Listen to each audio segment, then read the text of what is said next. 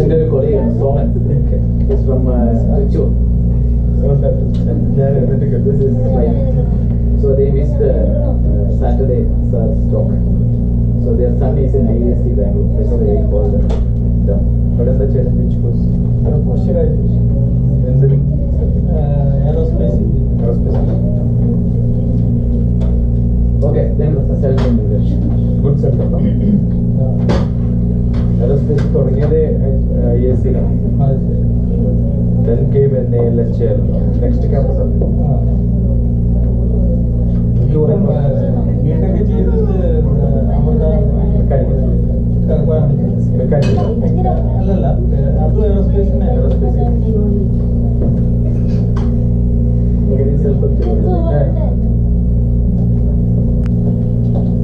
ഓരോരുത്തരും പരിചയപ്പെടുന്നവരെ അനില ആദ്യം അദ്ദേഹം പറഞ്ഞത് അല്ല ഹസ്ബൻഡ് എഴുന്നേറ്റുന്നിട്ട്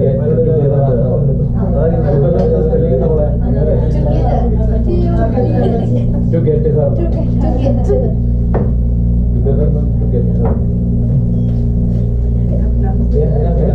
Right?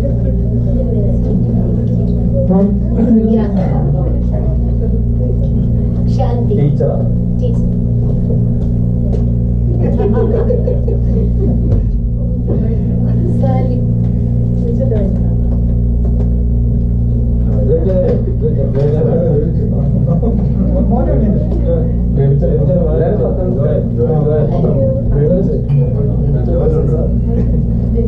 അതാ പ്ലസ് ടു കഴിഞ്ഞിട്ട് നിൽക്കുക.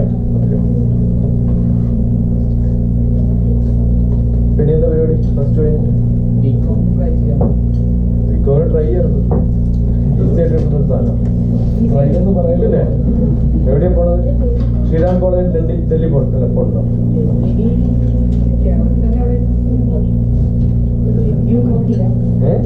അല്ല, ശ്രീരാം കോളേജ് ഡൽഹി ആണെങ്കിൽ ട്രൈ ചെയ്യാം. ബാക്കി ഒരിടത്ത് പോലും ട്രൈ ചെയ്യാം. അവിടെ 100% എല്ലാ വിഷയത്തിലും കിട്ടിയാൽ അപ്ലൈ ചെയ്യാം. Minimum requirement. എല്ലാത്തിനും 100% ആയി അപ്ലൈ ചെയ്യാം. അങ്ങനെ ഒരു 20,000 പേര്. അതുപോലെ സെന്റ് സ്റ്റീഫൻ കോളേജ് BA ഇംഗ്ലീഷിന് പോകണമെങ്കിൽ എല്ലാത്തിലും 100%.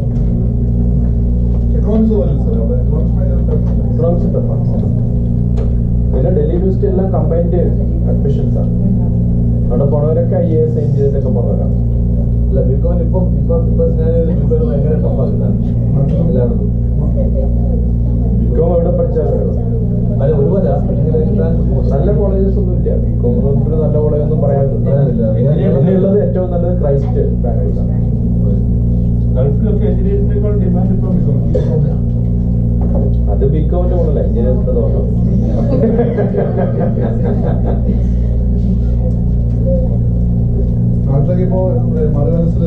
ശരിക്കും ബികോം ഓണേഴ്സ് പിന്നെ ബികോമിന്റെ കൂടെ കമ്പൈൻഡ് ചാർട്ടേഡ് അക്കൗണ്ടന്റ് പ്രോഗ്രാംസ് ഉണ്ട്. അപ്പൊ ഹൈദരാബാദിലൊക്കെ ആണെങ്കിൽ എല്ലാ കോളേജും വിത്ത് ബികോം പ്ലസ് CA അതുണ്ടായാലേ കാര്യം. അതിപ്പോ നാട്ടിലുണ്ടോ? ഉണ്ടാവും.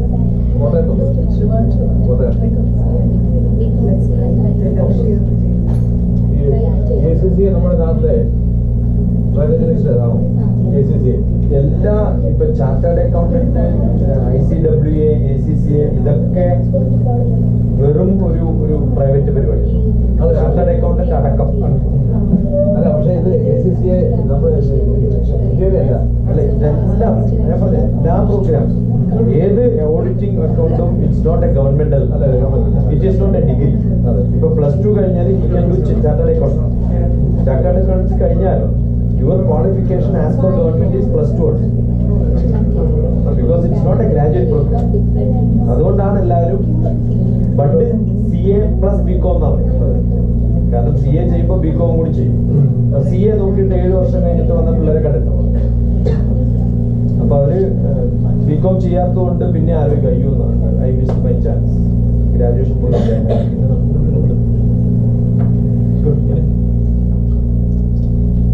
Next. ജോർജ് 3 മക്കള്.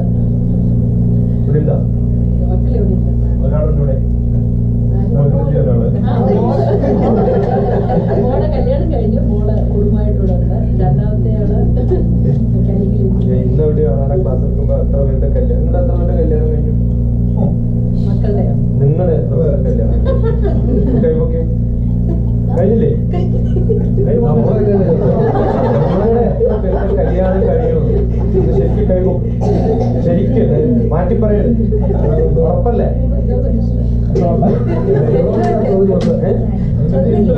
കല്യാണം എന്ന് പറഞ്ഞാൽ സന്തോഷം.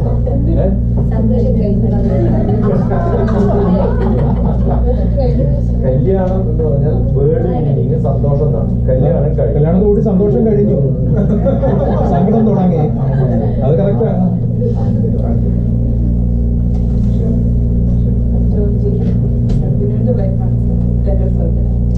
ഫുൾ നെയിം പറയണേ.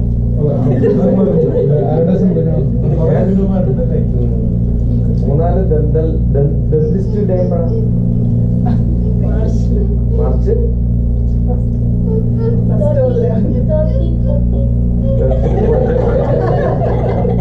ഒക്കെ പോട്ടെ. വർക്ക് ചെയ്യുന്ന എവിടെ പറയണേ. ഞാൻ ചേച്ചി വർക്ക് ചെയ്യുന്നുണ്ട്. ഒരു 100 വയസ്സുള്ള ഒരാളെ ഞാൻ കണ്ടു. എന്റെ അമ്മ മരിച്ച സമയത്ത് എന്റെ വീട്ടിൽ വന്നൊരു 101 year old. വീട്ടിലെത്തിയ സമയത്ത് പറഞ്ഞ ഒരു ഗ്ലാസ് വാം വാട്ടർ വേണം. അത് എനിക്ക് തോന്നി 2 ബിസ്ക്കറ്റ് വേണം. വീട്ടിൽ കുറേ സാധനങ്ങളുണ്ട് ഇതേപോലെ നമ്മളെ പൊരിച്ചെടുക്കുന്ന കുറേ സാധനങ്ങളുണ്ട്, അല്ലെങ്കിൽ മേടിക്കുന്ന സാധനങ്ങൾ. ബിസ്ക്കറ്റ് മാത്രമില്ല. അപ്പോ പിന്നെ ഡോറിലൂടെ ഒരാൾ പറഞ്ഞു സമയം പോയി. എന്റെ ഒരു കൊലയാണ് Soman from Thrissur. So they missed Saturday stock. So their son is in IAC Bangalore. That's why they called them. What is the channel? Which course? Aerospace. Okay, then self-integration. Good setup. Aerospace തുടങ്ങിയത് IAC-ലാണ്. Then came NALHL. Next campus ആണ്. BTech ചെയ്തത് mechanical അല്ലല്ല, അത് എയറോസ്പേസിനെ.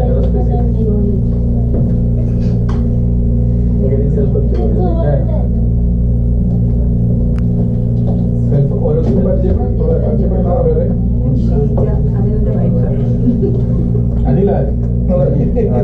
പറഞ്ഞത് ഇതിൽ husband എഴുന്നേറ്റുന്നിട്ട്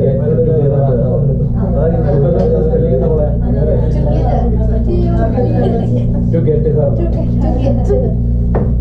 Together to get her. Yeah. Right? Yeah. Shanti. Teacher.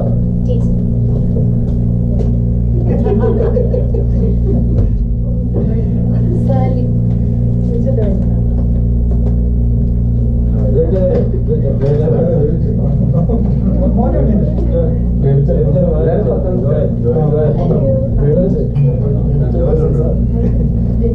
അതാ +2 കഴിഞ്ഞിട്ട് നിൽക്കുക. പിന്നെ എന്താ പരിപാടി? +2 കഴിഞ്ഞിട്ട് ബികോം ട്രൈ ചെയ്യരുത്. തീർച്ചയായിട്ടും സാധനം ട്രൈ എന്ന് പറയലില്ലേ? എവിടെയാ പോണത്? ശ്രീരാം കോളേജ് ഡൽഹി പോണ്ടോ?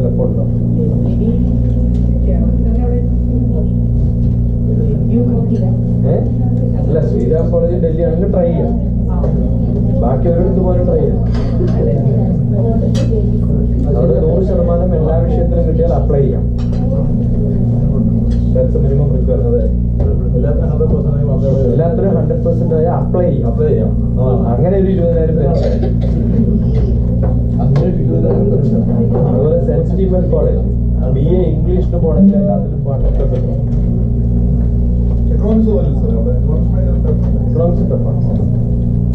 പിന്നെ ഡൽഹി യൂണിവേഴ്സിറ്റി എല്ലാം കമ്പൈൻഡ് അഡ്മിഷൻസ് ആണ്.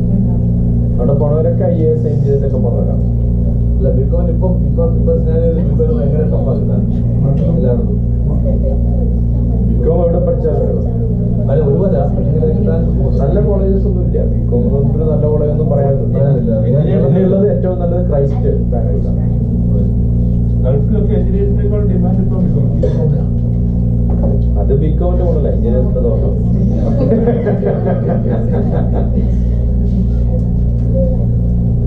നാട്ടിലേക്ക് ഇപ്പോ ശരിക്കും ബികോം ഓണേഴ്സ് കോഴ്സ് പിന്നെ ബികോമിന്റെ കൂടെ കമ്പൈൻഡ് ചാർട്ടേഡ് അക്കൗണ്ടന്റ് പ്രോഗ്രാംസ് ഉണ്ട്. അപ്പൊ ഹൈദരാബാദിലൊക്കെ ആണെങ്കിൽ എല്ലാ കോളേജും വിത്ത് ബികോം പ്ലസ് CA അതുണ്ടായാലേ കാര്യം. അതിപ്പോ നാട്ടിലുണ്ടോ സാറേ? നാട്ടിൽ കൊടുത്തിട്ടുള്ളത് ഉണ്ടാവും. കോട്ടയത്തോ? കോട്ടയം.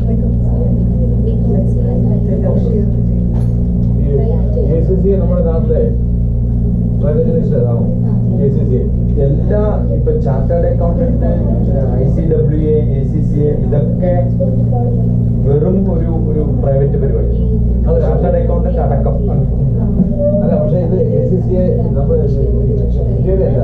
അല്ല, ഇതെല്ലാം ഞാൻ പറഞ്ഞ എല്ലാ പ്രോഗ്രാംസും ഏത് ഓഡിറ്റിംഗ് അക്കൗണ്ടും it's not a governmental, it is not a degree. ഇപ്പൊ +2 കഴിഞ്ഞാൽ ചാർട്ടേഡ് അക്കൗണ്ട്. ചാർട്ടേഡ് അക്കൗണ്ട്സ് കഴിഞ്ഞാൽ your qualification as per government is +2 ആണ്. Because it's not a graduate program. അതുകൊണ്ടാണ് എല്ലാവരും ബട്ട് CA പ്ലസ് BCom എന്നാണ് പറയുന്നത്. കാരണം CA ചെയ്യുമ്പോൾ BCom കൂടി ചെയ്യും. CA നോക്കിയിട്ട് 7 വർഷം കഴിഞ്ഞിട്ട് വന്ന പിള്ളേരെ കണ്ടിട്ടുണ്ടോ? അപ്പൊ അവര് BCom ചെയ്യാത്തതുകൊണ്ട് പിന്നെ ആലോചിക്കും, അയ്യോ I miss my chance, graduation പോലും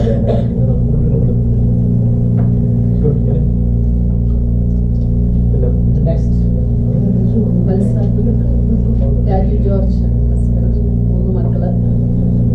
ഇവിടെ ഉണ്ടാ ഒരാളുണ്ട് ഇവിടെ. മോളെ കല്യാണം കഴിഞ്ഞു, മോള് കുടുംബമായിട്ടൂടെ ഉണ്ട്. രണ്ടാമത്തെ ആള് ഇന്ന് എവിടെയാണ് ക്ലാസ് എടുക്കുമ്പോ എത്ര പേരുടെ കല്യാണം? നിങ്ങളുടെ എത്ര പേരുടെ കല്യാണം കഴിഞ്ഞു? മക്കളുടെ നിങ്ങളുടെ എത്ര പേരുടെ കല്യാണം കൈപ്പൊക്കെ കഴിഞ്ഞില്ലേ? നമ്മളുടെ എത്ര പേരുടെ കല്യാണം കഴിയുന്നു? ശരിക്കും കൈപ്പൊക്കെ ശരിക്കും മാറ്റി പറയരുത്, ഉറപ്പല്ലേ? കല്യാണം എന്ന് പറഞ്ഞാൽ സന്തോഷം.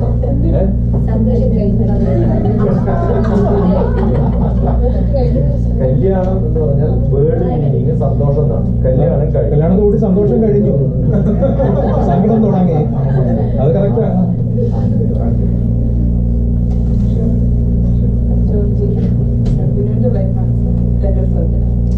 ഫുൾ നെയിം പറയണേ.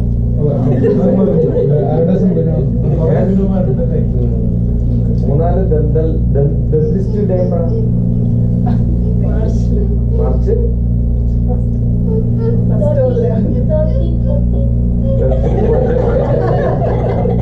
ഒക്കെ പോട്ടെ. വർക്ക് ചെയ്യുന്ന എവിടെ പറയണേ? ഞാൻ ചേച്ചി വർക്ക് ചെയ്യുന്നുണ്ട്. ഒരു 100 വയസ്സുള്ള ഒരാളെ ഞാൻ കണ്ടു. എന്റെ അമ്മ മരിച്ച സമയത്ത് എന്റെ വീട്ടിൽ വന്നൊരു 101 ഇയർ ഓൾഡ്. വീട്ടിലെത്തിയ സമയത്ത് പറഞ്ഞു ഒരു ഗ്ലാസ് വാം വാട്ടർ വേണം. അത് എനിക്ക് പറഞ്ഞു 2 ബിസ്ക്കറ്റ് വേണം. വീട്ടിൽ കുറേ സാധനങ്ങളുണ്ട് ഇതേപോലെ നമ്മളെ പൊരിച്ചെടുക്കുന്ന കുറേ സാധനങ്ങളുണ്ട്, അല്ലെങ്കിൽ മേടിക്കുന്ന സാധനങ്ങൾ, ബിസ്ക്കറ്റ് മാത്രമില്ല. അപ്പൊ പിന്നെ ഡോറിലൂടെ ഒരാൾ പറഞ്ഞു സമയം പോയി. എന്റെ ഒരു കൊളീഗാണ് Soman from Thrissur. So they missed Saturday stock. So their son is in ISC Bangalore. That's why they called them. അവിടെ എന്താ ചെയ്യണം? ബീച്ച് കോഴ്സ് എന്തിനും aerospace. Okay, then tell them good set. Aerospace തുടങ്ങിയത് ISC-ലാണ്. Then came an ALS chair. Next campus ആണ്. BTech ചെയ്തത് mechanical അല്ലല്ല, അത് എയറോസ്പേസിന്.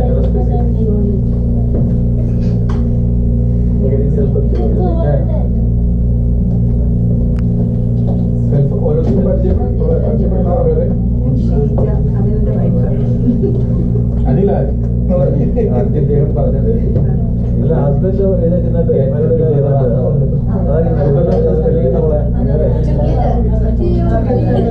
to get her. Government to get her. Right?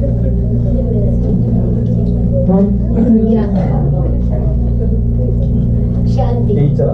Teacher.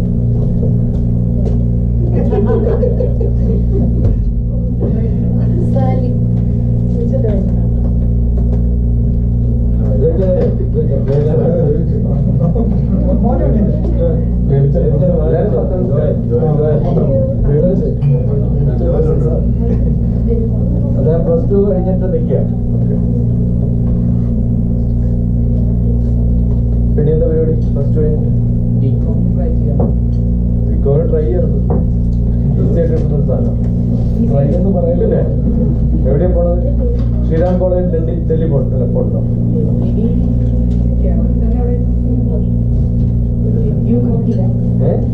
അല്ല, ശ്രീരാം കോളേജ് ഡൽഹി അങ്ങനെ ട്രൈ ചെയ്യാം. ബാക്കി ഒരിടത്ത് പോലും ട്രൈ ചെയ്യാം.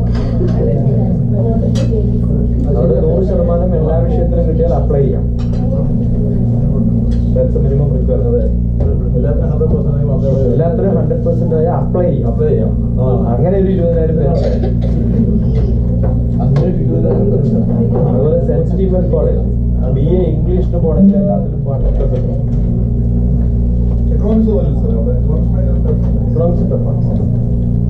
പിന്നെ ഡൽഹി യൂണിവേഴ്സിറ്റി എല്ലാം കമ്പൈൻഡ് അഡ്മിഷൻസ് ആണ്.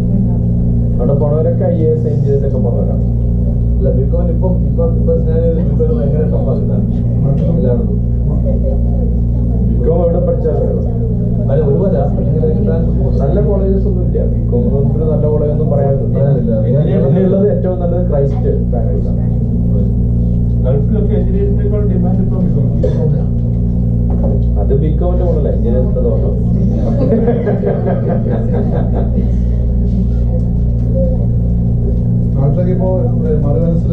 ശരിക്കും ബികോം ഓണേഴ്സ് പിന്നെ ബികോമിന്റെ കൂടെ കമ്പൈൻഡ് ചാർട്ടേഡ് അക്കൗണ്ടന്റ് പ്രോഗ്രാംസ് ഉണ്ട്. ഹൈദരാബാദിലൊക്കെ ആണെങ്കിൽ എല്ലാ കോളേജും വിത്ത് ബികോം പ്ലസ് CA അതെന്തായാലും കാര്യം. അതിപ്പോ നാട്ടിലുണ്ടോ സാറേ? ഉണ്ടാവും. കോട്ടയത്തോ? കോട്ടയം.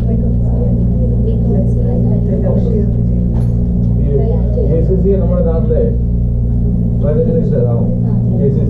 എല്ലാ ഇപ്പൊ ചാർട്ടേഡ് അക്കൗണ്ടന്റ്, ICWA, ACCA ഇതൊക്കെ വെറും ഒരു പ്രൈവറ്റ് പരിപാടി. ചാർട്ടേഡ് അക്കൗണ്ടന്റ് അടക്കം. അല്ല, പക്ഷേ ഇത് ACCA നമ്മുടെ ഇന്ത്യയിലല്ല. അല്ല, ഇതെല്ലാം ഞാൻ പറഞ്ഞ എല്ലാ പ്രോഗ്രാംസും ഏത് ഓഡിറ്റിംഗ് അക്കൗണ്ടും it's not a governmental, it is not a degree. ഇപ്പൊ +2 കഴിഞ്ഞാൽ ചാർട്ടേഡ് അക്കൗണ്ട്.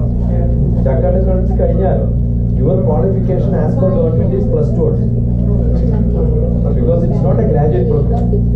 അതുകൊണ്ടാണ് എല്ലാവരും ബട്ട് CA + BCom എന്നാണ് പറയുന്നത്. കാരണം CA ചെയ്യുമ്പോൾ BCom കൂടി ചെയ്യും. CA നോക്കിയിട്ട് 7 വർഷം കഴിഞ്ഞിട്ട് വന്ന പിള്ളേരെ കണ്ടിട്ടുണ്ടാവും.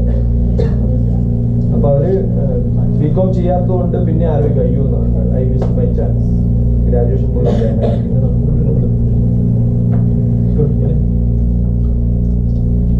നെക്സ്റ്റ്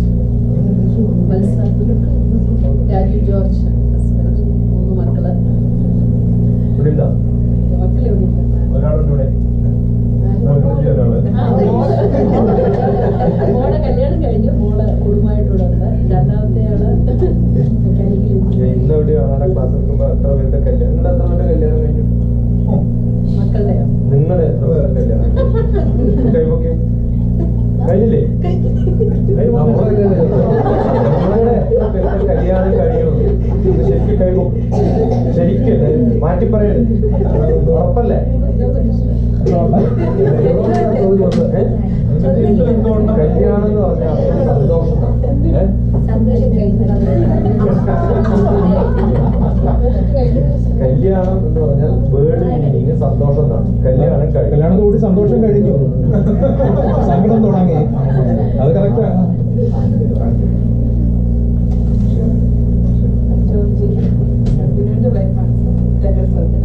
ഇതിന്റെ ഫുൾ നെയിം പറയണേ.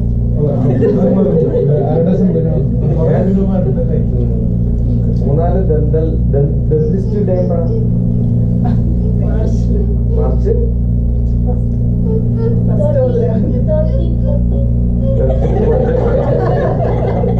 ഒക്കെ പോട്ടെ.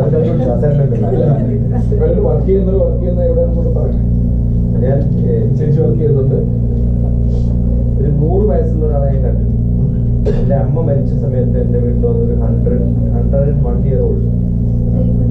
വീട്ടിലെത്തിയ സമയത്ത് പറഞ്ഞ ഒരു ഗ്ലാസ് വാം വാട്ടർ വേണം. അത് എനിക്ക് തോന്നി 2 ബിസ്ക്കറ്റ് വേണം. വീട്ടിൽ കുറേ സാധനങ്ങളുണ്ട് ഇതേപോലെ നമ്മളെ പൊരിച്ചെടുക്കുന്ന കുറേ സാധനങ്ങളുണ്ട്, അല്ലെങ്കിൽ മേടിക്കുന്ന സാധനങ്ങൾ, ബിസ്ക്കറ്റ് മാത്രമില്ല. അപ്പോൾ പിന്നെ ഡോറിലൂടെ ഒരാളെ പറഞ്ഞു ഒരു പാക്കറ്റ് ബിസ്ക്കറ്റ്, ഏതായാലും ഒരു ഫുൾ പാക്കറ്റ് ബിസ്ക്കറ്റ് കൊടുത്തു. 2 വേണ്ടു, ബാക്കി അടുത്ത വർഷം ഞാൻ എടുത്തോളാം. ഞാൻ അടുത്ത വർഷം അപ്പൊ ഞാൻ അദ്ദേഹത്തോട് ചോദിച്ചു, എന്ത് സാധനം?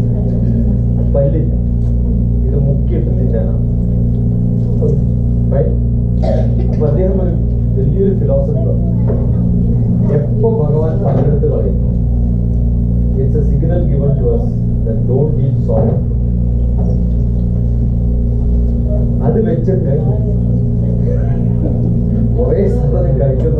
മനുഷ്യന് മിക്കവാറും അസുഖങ്ങൾ ഏറ്റവും കൂടുതൽ അസുഖം ഉണ്ടാക്കുന്നത് ടെസ്റ്റുകളാണ്.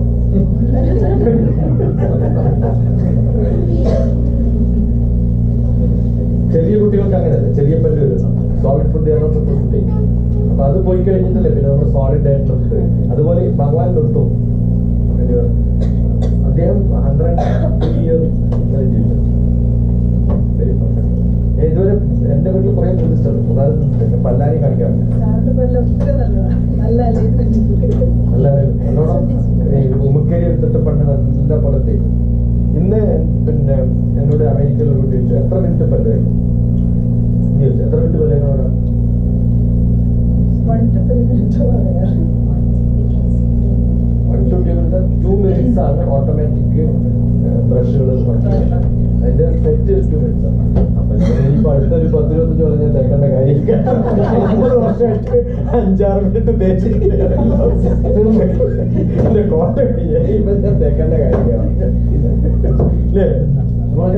ഒരു 4-5 minute അടയ്ക്കൂല്ലേ?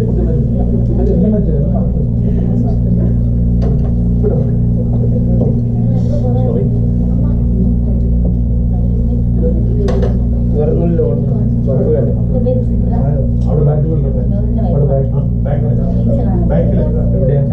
Arabic school.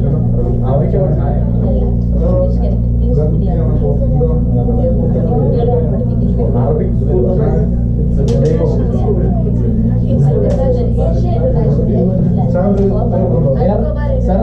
Arabs study. Arabs study, not Indian study. The locals. Not locals, yeah. Non-service. ഓ, ഇവിടുത്തെ ലോക്കൽസ് പഠിക്കില്ല. Locals also. Local plus other അറിയില്ല. Arabs. സൗദി സിറ്റിയാ. Saudi city, yeah. Not Indian city. അവരുടെ വീട് പഠിക്കാൻ സാധാരണ അവരുടെ സ്കൂളിൽ government school. That's all free. All free. Okay.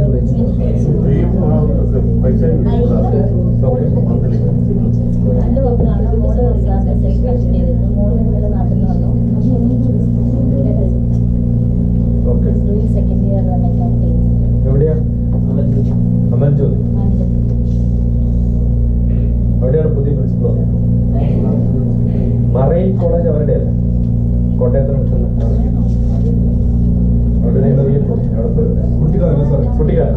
അത് അവരുടെ സെയിം മാനേജ്മെന്റ് അല്ലേ? ഞാൻ അവരുടെ ഗസ്റ്റ് ആയിരുന്നു. അവരുടെ ഓട്ടോണമസ് ആയ സമയത്ത് അവരുടെ ടീച്ചേഴ്സ് ട്രെയിനിങ് ചെയ്യാനാണ് പോയത്. It's a beautiful campus. അവരുടെ marine college original college started engineering. അവിടുത്തെ ഡയറക്ടറായിട്ട് പോകുന്ന ആൾക്കാരൊക്കെ അന്ന് ഞാൻ മീറ്റിംഗിൽ എവിടെ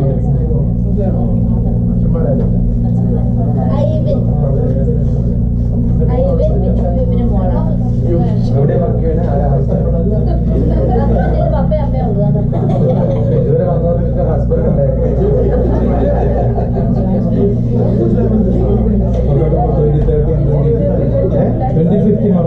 ആരാ husband? 2050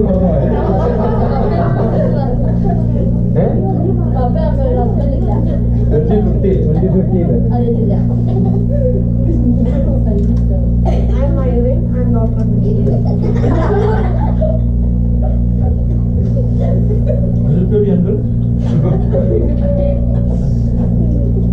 My name is Ananya. I'm daughter of I am. I am daughter of Vinu. Vinu and Chandi.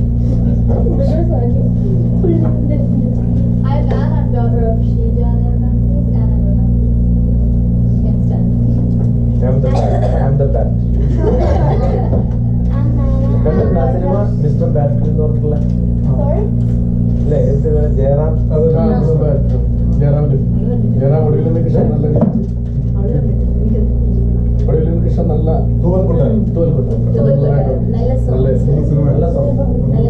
ഇതിന്റെ കുക്കിംഗ് ഒക്കെ പഠിപ്പിക്കും. I'm Naina. I'm daughter of Shanti and Vinu. I'm Sulaiman. നമ്മുടെ നാട്ടിലൊക്കെ ചായയുടെ വില അവിടെ ഇവിടെയാ സുലൈമാൻ. ഇത് ഇതാക്കിയാ മതി സുലൈമാൻ.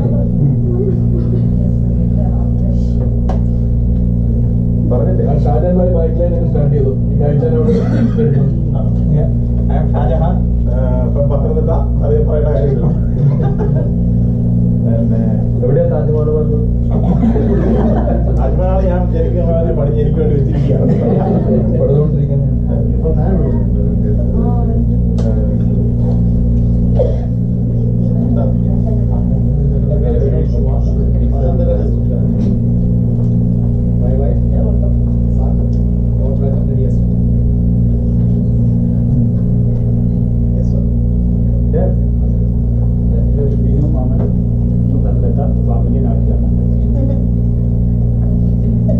ഞങ്ങളുടെ ഫുഡ് കമ്മിറ്റിയാണ് അറിയാം.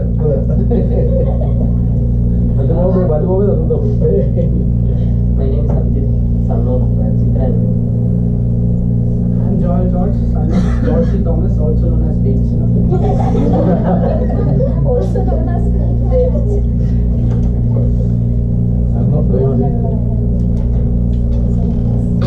രാജി ജോർജ്. ഹായ് എല്ലാവരും ഇല്ലേ? എല്ലാവരും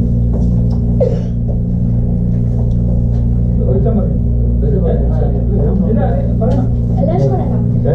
അറിയാൻ പറഞ്ഞു. ലഭിച്ച് ജോസി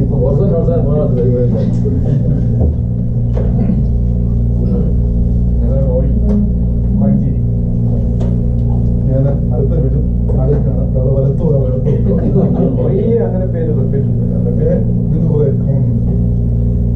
അനിലും ഇല്ലേ? 2-3 പേരാണ് അവിടെ അവിടെ ഉണ്ടായിരുന്നത്.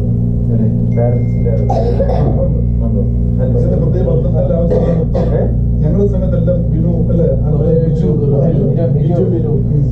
നമ്മുടെ നല്ല ചാക്കോ, കുറേ ചാക്കോ, തോമസ് ഒത്തിരി ഞാൻ ബിനു മരുന്നിക്കും എന്റെ പത്നി ശാന്തി, 2 കുട്ടികൾ ആന്റിയ നായർ, പത്തനംതിട്ട ജില്ലയിൽ കോഴഞ്ചേരി.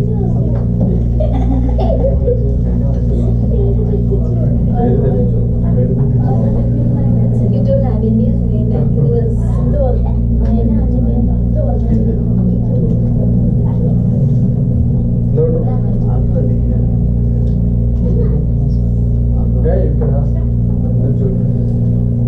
നമ്മളത് വളരെ ഇൻഫോർമൽ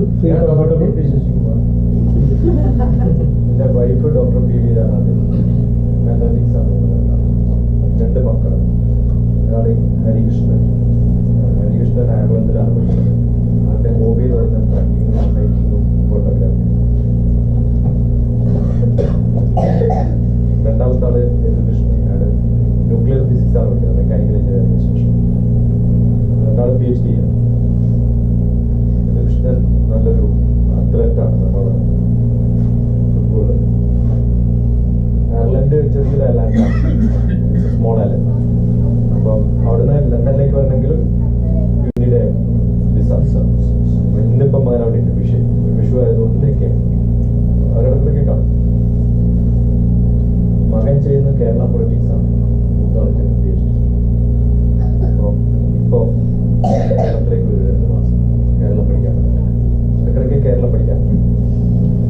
മൂത്ത മകൻ ന്യൂക്ലിയർ ഫിസിക്സ് ആയതുകൊണ്ട് ചിലപ്പോൾ ബോംബെയിലൊക്കെ പറഞ്ഞിട്ട് അങ്ങനെയൊക്കെ അവർ വിസിറ്റ് ചെയ്യും. വൈഫ് ഇന്നിപ്പോൾ നാട്ടിലുണ്ട്, നാളെ ഹൈദരാബാദ്, മറ്റന്നാൾ ഡൽഹി. She travels Bombay. ഞാൻ ഇന്ത്യക്ക് വെളിയിലാണ്. ഞാൻ ഹൈദരാബാദ് ഉണ്ടാവും ഒരാഴ്ച. നിങ്ങൾ കാണാനുള്ള അല്ല, ഞാൻ എത്തുമ്പോഴത്തേക്ക് വൈഫ് ഹൈദരാബാദ് ഡൽഹിയിലായിരിക്കും. പിറ്റേ ദിവസം കണ്ട് വരും. 2 ദിവസം കഴിയുമ്പോൾ മകൻ വരും ബോംബെയിൽ. ഞങ്ങൾ 3 ആളും കൂടി കോഴിക്കോട് എൻ്റെ ബ്രദറുണ്ട്. അവിടെ നിന്ന് ഇരിങ്ങാലക്കുടി ഉണ്ട്. ഇരിങ്ങാലക്കുടി ഉത്സവം കഴിഞ്ഞ് കഴിഞ്ഞാൽ 6-ാം തീയതി മകൻ ലണ്ടനിലേക്ക് പോകും, ഞാൻ പോയിട്ട് 2-ാം തീയതി മകൻ വരും. മറ്റൊരാൾ അയാൾ അവിടെ ഉണ്ടാവും 1 മാസം. Wife will go back on 6th same to Hyderabad back. മിക്കവാറും വൈഫ് ഒറ്റക്കാണ് താമസിക്കുന്നത്. ഞാൻ ഈ ടാർഗറ്റിലോ അവിടെയൊക്കെ പോകും. ഡ്രസ്സൊക്കെ വാഷ് ചെയ്ത് അടുത്ത പാക്കറ്റ് ആക്കി സാർ ഒരു കാര്യം ചോദിച്ചത്, നമുക്ക് കേരളത്തിന് വേണ്ടി സാറിന് എന്ത് ഒരു പ്രോജക്റ്റ് ചെയ്യാൻ പറ്റും? നമുക്ക് അല്ല എന്താണെന്ന് ഒരു സ്പെസിഫിക് ആയിട്ട് പറഞ്ഞു കഴിഞ്ഞാൽ വാട്ട് വി ക്യാൻ ഡു എന്നുള്ള ഒരു എനിക്കറിയില്ല. ഞാൻ വിചാരിച്ചത് ഇവിടെ വെള്ളം പ്രോസസ് ചെയ്യുന്നതൊക്കെ ഭയങ്കര കോസ്റ്റ്ലി ആയിരിക്കും, അല്ലെങ്കിൽ you don't get unique water എന്ന് അവിടെ പറയും. പക്ഷെ ഇതിനേക്കാളും ടേസ്റ്റിയതാണ് കേരളത്തിലെ വെള്ളം. ആണോ അല്ലേ? കേരളത്തിൽ വർഷകാലം പെയ്യുന്ന മഴയ്ക്ക് പെയ്യുന്ന എല്ലാ ഓടുകളിലും വീഴുന്ന വെള്ളം മാത്രം കളക്ട് ചെയ്തിട്ട് പ്യൂരിഫൈ ചെയ്തിട്ട് ഡിസ്ട്രിബ്യൂട്ട് ചെയ്യാൻ പറ്റുകയാണെങ്കിൽ എല്ലാ വീട്ടിലേക്കും ഒരു മഴക്കാലത്ത് you can pay lot of money and as a mediator you can make lot of money. കേരളത്തിൽ ഏറ്റവും നല്ല ഇപ്പം നാഷണൽ ഹൈവേ ഭയങ്കര പ്രശ്നമുണ്ടാക്കുന്ന സ്ഥലമാണ്. തിരുവനന്തപുരം മുതൽ മംഗലാപുരം വരെ വാട്ടർ വേസ് ഫാസ്റ്റ് ആയിട്ട് ബോട്ടിൽ എത്തിക്കാൻ പറ്റുന്ന സ്ഥലം. It is much faster than the road. Fuel friction ഇല്ല, കാരണം റോഡ് ഫ്രിക്ഷൻ ഇല്ല, എയർ ഫ്രിക്ഷൻ പോലെ ഇല്ല. സുഖമായിട്ട് പോകാൻ പറ്റും, എൻജോയ് ചെയ്ത് പോകാൻ പറ്റും. ഇഷ്ടംപോലെ പ്രോജക്റ്റുകൾ കേരളത്തിൽ ചെയ്യാൻ പറ്റും. എക്കോ ടൂറിസം സെന്റേഴ്സ് ഇപ്പം നമ്മളിപ്പം ഹോങ്കോങ്ങിലൊക്കെ പോയി കഴിഞ്ഞാൽ എത്രയോ കൊല്ലം 85 ഓൾമോസ്റ്റ് 30 years ബാക്ക് ഞാൻ ഹോങ്കോങ് പോയിട്ട് സമയത്ത് we had A rope way connecting. ഇത് രസകരമായിട്ടാണ് ആൾക്കാർ പോകുന്നത്. കേരളത്തിൽ ഓരോ സ്ഥലത്തും എത്രയൊക്കെ റോപ്പ് വേസ് ഉണ്ടാക്കാൻ നോക്കും. ഈ മഴവെള്ളത്തിൽ നിന്ന് ബോട്ടിൽ വാട്ടർ ഉണ്ടാക്കി വെക്കുന്ന പ്രോജക്റ്റിന്റെ ഏതെങ്കിലും ടെക്നിക്കൽ ഒരു സംഭവം ആവശ്യമില്ല. ബട്ട് ഏറ്റവും വലിയൊരു പ്രോബ്ലം കേരളത്തിൽ എന്താ വെച്ചാൽ പിന്നെ അങ്ങനെ ചെയ്യുന്ന സമയത്ത് ആദ്യം റൂഫ് ക്ലീൻ ആക്കണം. അപ്പൊ അത്തരം പ്രോജക്റ്റുകൾക്ക് ഒരു ഫണ്ടിങ് ഉണ്ടാവണം. വെള്ളം ഇഷ്ടം പോലുള്ള സ്ഥലമാണ് Kerala. Water is one of the biggest resource. ഇനി അവിടെ നിന്ന് ഇങ്ങോട്ട് വരാറില്ല. ഞാനിപ്പം ആരോട് അനിലിനോട് ഇന്ന് ഞാൻ ഇതൊന്ന് കശ്മാവ് ഈ മണ്ണിൽ വളരുന്ന ഒരു സാധനമാണ് എനിക്ക് തോന്നിയിട്ടുണ്ട്. ആദ്യമായിട്ടാണ് അവിടെ വരുന്നത്. ഇപ്പം അബുദാബി ദുബായിലുള്ള സാൻഡും വ്യത്യാസം. ഇവിടുത്തെ സാൻഡിൽ എനിക്ക് തോന്നുന്നു കശ്മാവ് വളരും. നിങ്ങൾ ആലോചിച്ചിട്ട് കുറേ കശ്മാവ് ഇവിടെ നട്ടിട്ട് ഒരു ഗാർഡൻ ഉണ്ടാക്കാൻ പറ്റില്ല. How beautiful the place. അവിടെ ഇവിടെ വളരുന്ന കുറേ സാധനങ്ങൾ ഉണ്ടാവും. ചിലപ്പോൾ ഇപ്പൊ കണ്ടൽക്കാട് വളരുന്നിടത്തൊക്കെ ആല് വളരും. ആലിന് വളരാൻ ഒന്നും വേണ്ട, വെറും ആല് നട്ടു കഴിഞ്ഞാൽ തന്നെ ഇവിടെ എത്ര ഷാഡോ ഉണ്ടാവും. വളരെ പ്രിഫർ ചെയ്യുന്നുണ്ട്. ആല് വളരുന്നിടത്തൊക്കെ മിക്കവാറും കശ്മാവും വളരും. മാവുണ്ട്. നമ്മുടെ വളർന്നില്ലെന്നാ പറയുന്നത്. മറ്റു കായ വരുന്നത് ഒരു മേഖലയുണ്ട്. ചിലപ്പോ ഏറ്റവും പാറ, ഞാനിപ്പോ ഒരു എഞ്ചിനീയറിംഗ് കോളേജ് എക്സിക്യൂട്ടീവ് ഡയറക്ടറായിരുന്നു. കംപ്ലീറ്റ് പാറയാണ്, അവിടെ ഒന്നും വളർത്താൻ പറ്റില്ല. ഞാൻ പിന്നെ ഇപ്പൊ ഡ്രില്ലിങ് വളരെ എളുപ്പമല്ല. 1 feet 3 feet by 3 feet by 3 feet കുഴിയാർത്തി കുറെ മണ്ണിട്ട് ബ്യൂട്ടിഫുൾ. ഇപ്പം റീസെന്റ് കണ്ടു. പക്ഷെ അത് ഒരു ലെവൽ വരെ വളർന്നിട്ട് അത് മേലോട്ട് പോകുന്നില്ല. ഇപ്പോഴും നമ്മുടെ ദമാം ലുലുവിന്റെ സൈഡില് സ്ട്രീറ്റിൽ ഫുള്ള്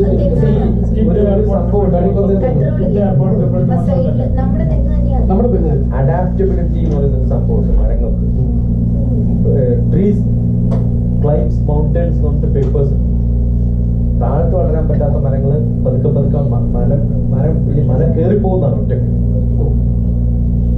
ഒരു മരം നട്ട് കഴിഞ്ഞാൽ അവിടെ തന്നെ ഇപ്പൊ നമ്മുടെ ചക്ക നാട്ടിലുണ്ട്. നോർത്ത് ഈസ്റ്റ് പോയാൽ അതേ ചക്കയല്ല, അതിന്റെ സൈസ് വ്യത്യാസം. ഇപ്പൊ ടീക്ക് വുഡ് പിന്നെ കാസർഗോഡുള്ളതും നിലമ്പൂരുള്ളതും വ്യത്യാസം. അത് അവിടെ എത്തുമ്പോൾ ഇത് ഒരേ സാധനം വിത്ത്, പക്ഷെ അവിടെ എത്തുമ്പോൾ automatically gets into an adaptability. ഒരു ജനറേഷൻ അല്ല, മണ്ണിന്റെ പ്രത്യേകത മാറുമ്പോൾ it may become better or worse. We don't know. അപ്പൊ നമ്മുടെ വാഴ കാണുന്നത്, വാഴ നമ്മുടെ നാട്ടിലുള്ള വാഴന്റെ ഒരു 3 size ഹയർ ആണ് നോർത്ത് ഈസ്റ്റിലുള്ള വാഴ.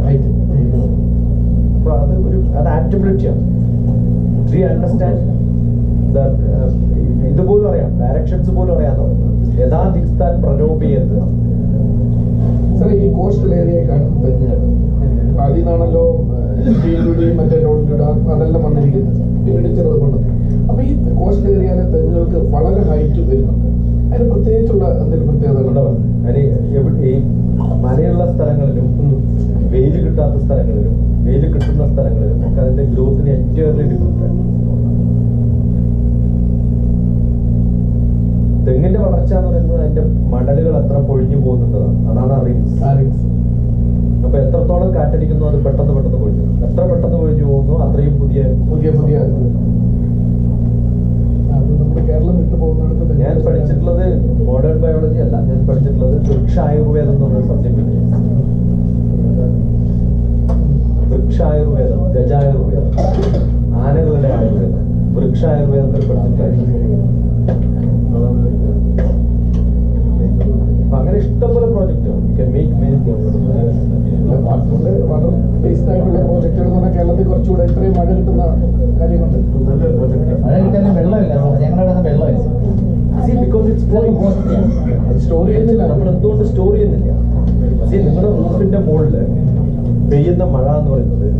70 സെന്റിമീറ്റർ റെയിൻ കിട്ടുന്നുണ്ടാവും ആവറേജ്. 70 സെന്റിമീറ്റർ റെയിൻ എന്ന് പറഞ്ഞാൽ 1 metre by 1 metre by 1 metre ഒരു ഡബ്ബ വെച്ചാൽ 70 സെന്റിമീറ്റർ വരും. ഫൈൻ. അപ്പൊ ഒരു മാസം വന്നാൽ എത്ര വലിയൊരു ടാങ്ക് നിറച്ചെടുക്കാൻ പറ്റും. നമ്മുടെ വീടിന്റെ മുകളിൽ എത്ര റൂഫുണ്ട്, ഈസി ആയിട്ട് സൂക്ഷിച്ചു വെക്കാൻ പറ്റും. അവിടെ വെറുതെ ഒരു പൈപ്പ് വെച്ചിട്ട് വെറും സാധാരണ ക്ലീനിങ് പ്രോസസ് മാത്രം മതി അതിനകത്ത്, വേറെ ഒരു റിഫൈനറും ഇല്ല. ഇത്രയും അബൻഡന്റ് ആയിട്ടുള്ളൊരു റിസോഴ്സ് ആണ് വി ആർ വേസ്റ്റ്. പക്ഷെ ഇതിന് മുതൽമുടക്ക് വേണം, നല്ലൊരു പ്രോജക്റ്റ് വേണം, കുറെ എഞ്ചിനീയറിംഗ് ആൾക്കാർ വേണം, പ്ലാനിങ് വേണം. അത് കേരളത്തെ പോലുള്ള സ്ഥലത്ത് നടത്തണമെങ്കിൽ കുറെ പൊളിറ്റിക്കൽ സപ്പോർട്ട് വേണം. ഇപ്പൊ ഗവൺമെന്റിന്റെ സൈഡിൽ നിന്ന് ലൈസൻസ് ഒക്കെ കിട്ടണേ ഒക്കെ ഇത് തന്നെ വേണമല്ലോ. പുതിയ ബിൽഡിങ്ങുകൾ ചെയ്യുന്ന വീടുകൾ ചെയ്യുന്നുണ്ട് തന്നെ മെഡിസിൻ പറഞ്ഞ് അതൊക്കെ പെർമിറ്റിങ് തരികയില്ല. മെക്കാനിക്കൽ എഞ്ചിനീയറിംഗിന്റെ കോഴ്സ് കഴിഞ്ഞിട്ട് വേറെ കോഴ്സിന്റെ കാര്യം പറഞ്ഞാൽ ഏതാണോ ഒരു ഇൻസ്റ്റിറ്റ്യൂഷൻ ഓഫ് എഞ്ചിനീയേഴ്സ് അത് Indian engineering service exam. Indian engineering service Any branch, that's a job. Any branch? IAS equivalent ആയിട്ടുള്ള എഞ്ചിനീയറിംഗ് കേരള ശ്രീധരനൊക്കെ അത് പാസ്സായിട്ടുള്ളതാണ്. എക്കണോമിക്സ് പഠിച്ചാൽ ഇന്ത്യൻ എക്കണോമിക് സർവീസ്, സ്റ്റാറ്റിസ്റ്റിക്സ് പഠിച്ചാൽ ഇന്ത്യൻ സ്റ്റാറ്റിസ്റ്റിക്കൽ സർവീസ്. അതുപോലെ എഞ്ചിനീയറിംഗ് പഠിച്ചവർക്കുള്ള ഒരു സർവീസാണ് ഇന്ത്യൻ എഞ്ചിനീയറിംഗ് സർവീസ്. അത് electronics, mechanical, civil, electronics, electrical, electronics, mechanical, civil. See, you are getting into government engineering department. Central engineering. Central engineering department. So you can get a posting in railways. Central PW. നാളെ railways നിങ്ങൾ പഠിച്ചിട്ട് വേറെ electronics ഡിപ്പാർട്ട്മെന്റിൽ ഇടും, അവിടുന്ന് നേരെ പഠിച്ചിട്ട് വേറെ എവിടെയെങ്കിലും ഇടും, പിന്നെ അല്ലെങ്കിൽ ടൗൺ പ്ലാനിംഗ് ഇടും. അങ്ങനെ കുറെ സ്ഥലത്ത് ഇട്ടിട്ടാണ് കൊങ്കൺ റെയിൽവേയിൽ ശ്രീധരൻ എത്തിപ്പെട്ടത്. And then you become a very senior person, you can plan something new and then become independent. അങ്ങനെ കുറേ പേരുണ്ട് ഇന്ത്യൻ എഞ്ചിനീയറിംഗ്. അത്ര എളുപ്പമല്ല. ഇപ്പം ബിടെക് കഴിഞ്ഞ് കഴിഞ്ഞാൽ നമുക്ക് എഴുതാൻ പറ്റുന്ന എക്സാം ഗേറ്റ് ഉണ്ട്. ആ ഗേറ്റ് ആയാലാണ് എംടെക്കിന് എവിടെയെങ്കിലും പോകാൻ പറ്റുക. ആ ഗേറ്റ് എക്സാം 30% ആണെങ്കിൽ IES 100%. അത്രയും നോളജ് വേണം നടത്താൻ. So it's not that easy, but many people will try. പക്ഷെ അതിൽ പെടാത്ത ചില കോഴ്സുകളാണ്. പലരും കമ്പ്യൂട്ടർ സയൻസ് അതിനകത്ത് അപ്ലിക്കബിൾ അല്ല, റോബോട്ടിക്സ് അപ്ലിക്കബിൾ അല്ല, ബയോടെക്നോളജി. ഇപ്പം തമിഴ്നാട്ടിലേക്കുള്ള ചില എഞ്ചിനീയറിംഗ് കോഴ്സ് എന്ന് പറഞ്ഞാൽ food technology, textile technology, textile ഉണ്ടാക്കുന്നതിന്റെ മെഷീൻസ് ഉണ്ടാക്കുന്നൊക്കെ ഇൻഡസ്ട്രി ബേസ് ചെയ്യുക. ബിസ്ക്കറ്റ് ടെക്നോളജി അടക്കം, ബിസ്ക്കറ്റ് ഉണ്ടാക്കാനുള്ളത്. ബയോമെഡിക്കൽ എഞ്ചിനീയറിംഗ്, ഇത്തരം സബ്ജക്റ്റുകളൊന്നും എഞ്ചിനീയറിംഗ് വിഷയമായിട്ട് കൊടുക്കുക. കാരണം ഇതൊക്കെ പിന്നെ സപ്ലിമെന്ററി എഞ്ചിനീയറിംഗ് സബ്ജക്ട്സ് ആണ്, അല്ലെങ്കിൽ it is all supportive engineering, multi disciplinary ആണ്. കോർ എഞ്ചിനീയറിംഗിന് മാത്രമേ ഇതിന് പ്രത്യേകത.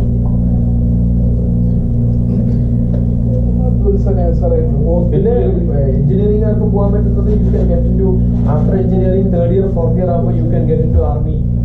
U will become directly a captain. Second ലെഫ്റ്റനന്റും ലെഫ്റ്റനന്റൊക്കെയാണ് സാധാരണ post. You become directly a captain. അവര് കോളേജുകളിൽ വന്നിട്ട് റിക്രൂട്ട്മെന്റ് നടത്താറുണ്ട്, നല്ല കോളേജുകളൊക്കെയാണ്.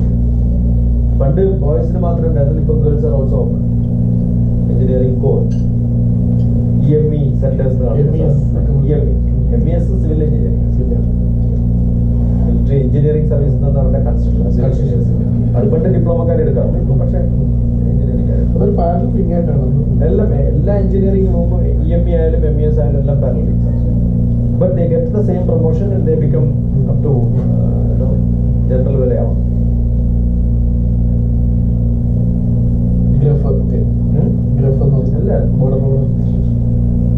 പിന്നെ വേറെ എന്താണെന്ന് വെച്ചാൽ RB, ഈ ബോർഡർ ഫോഴ്സസ്, അതിൽ എഞ്ചിനീയറിംഗ് കുറെ പേരാണ്. ഇഷ്ടംപോലെ ഓപ്ഷൻസ് ഉണ്ട് government. V don't have people. ഏറ്റവും വലിയ പ്രശ്നമാണ് ആവശ്യത്തിന് ആൾക്കാരെ കിട്ടാനില്ല. ഏറ്റവും ഷോർട്ടേജ് പൈലറ്റ്സ് ആണ് ഇപ്പോൾ എല്ലായിടത്തും. സിവിൽ എഞ്ചിനീയറിംഗിന്റെ ഒരു വലിയൊരു പ്രോജക്റ്റിൽ ഇന്റർവ്യൂവിന് പോയ സമയത്ത് ക്വാളിഫൈഡ് ആയിട്ടുള്ള കുറേ പേരുണ്ട്. 90 പിന്നെ B Tech civil engineering from IIT interview ചെയ്തിട്ട് ഞാൻ എഴുതി കൊടുത്തില്ല, ഒന്നിനും കൊള്ളില്ല. കാരണം അവർക്ക് ഒരു നോളജും ഇല്ല. 10 ഫീറ്റുള്ള ഒരു സ്ഥലത്തേക്ക് ഞാൻ ഒരു സ്റ്റെപ്പ് ഉണ്ടാക്കാൻ എത്ര ദൂരത്ത് നിന്ന് സ്റ്റെപ്പ് തുടങ്ങണം, എത്ര സ്റ്റെപ്പ് ഉണ്ടാക്കണം, അവൻ ട്രിഗണോമെട്രിയും പുസ്തകവും ഒക്കെ എടുത്ത് നോക്കിയിട്ട് 3 പേജ് സാർ ഇപ്പോഴും കിട്ടില്ല, ഞാൻ പിന്നെ പറയാം. ഏത് മേസിലും പറഞ്ഞു ഫസ്റ്റ് ഫ്ലോറിലേക്ക് ഒരു സ്റ്റെപ്പ് വെക്കാൻ ഒരു ഫീറ്റ് വേണം. അപ്പൊ 10 സ്റ്റെപ്പ് നേരിട്ട് വെക്കാൻ പറ്റില്ലല്ലോ നമുക്ക്. So will have to find that much 10 feet back തുടങ്ങും. ഇത്രയും സംഭവം പോലും അങ്ങനെ പ്രാക്ടിക്കൽ നോളജ് ഇല്ല. തിയറി പറയുന്നത് പഠിക്കും. സാറേ ഹോസ്പിറ്റലുകളിൽ ഉപയോഗിക്കുന്ന ഈ മിഷനറീസ് ഇല്ലേ, ബയോമെഡിക്കൽ ബയോമെഡിക്കൽ, അതൊരു വലിയ ബയോമെഡിക്കൽ ഇപ്പം കുറേ സപ്ലിമെന്ററി കുറേ ചെറിയ ചെറിയ BSc പ്രോഗ്രാം ഓപ്റ്റോമെട്രി, പിന്നെ പെർഫറേഷൻ, കുറേ സംഭവങ്ങളുണ്ട് അല്ലെ. മെഡിക്കൽ സയൻസിൽ കുറേ അത് ഇവരെ സപ്പോർട്ടിങ് ആണ് ഡോക്ടർമാരെ. ഇപ്പം റേഡിയോ, പിന്നെ BSc ഇൻ റേഡിയോ എന്ന് പറയുന്നത് ആകെയുള്ളത് റേഡിയേഷൻ നടത്തുന്ന എക്യുപ്മെന്റ്സ് ഉണ്ടാക്കുന്നത് സ്കാനിങ്ങിൽ സപ്പോർട്ടിങ് സ്റ്റാഫായിട്ട് നിൽക്കുന്നവരാണ്. ഇതിന്റെ റിപ്പയറിങ് അത് മിക്കവാറും ആ മേടിക്കുന്ന കമ്പനികളുടെ ടെക്നീഷ്യൻ ഇമേജിങ്, നമ്മുടെ എല്ലാ സ്കാനിങ്ങും ഇമേജിങ്ങിനെ കുറിച്ച് മാത്രം പഠിക്കുന്ന സപ്ലിമെന്റ് ചെയ്യുന്ന കുറെ ആൾക്കാർ. അത്തരം കുറേ ബയോമെഡിക്കൽ എക്യുപ്മെന്റ്സിന്റെ സപ്പോർട്ടിങ് സ്റ്റാഫുകളുടെ വേലമാണ്.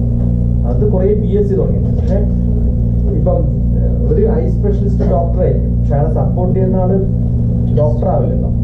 അപ്പൊ അവര് പഠിക്കുന്ന ഒപ്റ്റോമെട്രിയിൽ BSc പഠിക്കുന്ന കുറെ ആൾക്കാർ ഏത് ഐ സ്പെഷ്യലിസ്റ്റ് ഹോസ്പിറ്റലിലും ഒരു യൂണിവേഴ്സിറ്റിയുടെ കൊണ്ട് രജിസ്റ്റർ ചെയ്തിട്ട് 30 പേരെ സ്റ്റുഡന്റ് ആയിട്ട് എടുത്തിട്ട് ഈ ഒരു കോഴ്സ് കൊടുക്കാം.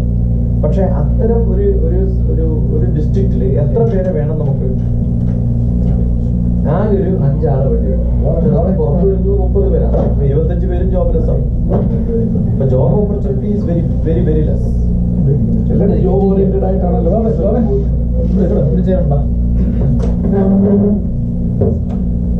ഓറിയന്റഡ് ആയിട്ടുള്ള കോഴ്സ് ആണത്, അല്ലാന്ന് പറയുന്നില്ല. പക്ഷെ അതിനുള്ള opportunity is very less. You don't get good opportunities. അത്ര എളുപ്പമല്ല.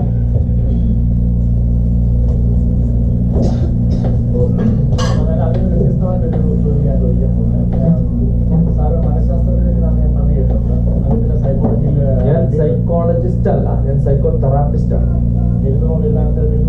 ഞാൻ masters MS in psychotherapy and counselling. നമ്മള് ഫാമിലി കൗൺസിലിംഗ് ചെയ്യാൻ പലരും ചിലർ പറയാറുണ്ട് അത് ചെയ്യണം, ചിലർ പറയുമ്പോൾ ചെയ്യണ്ട.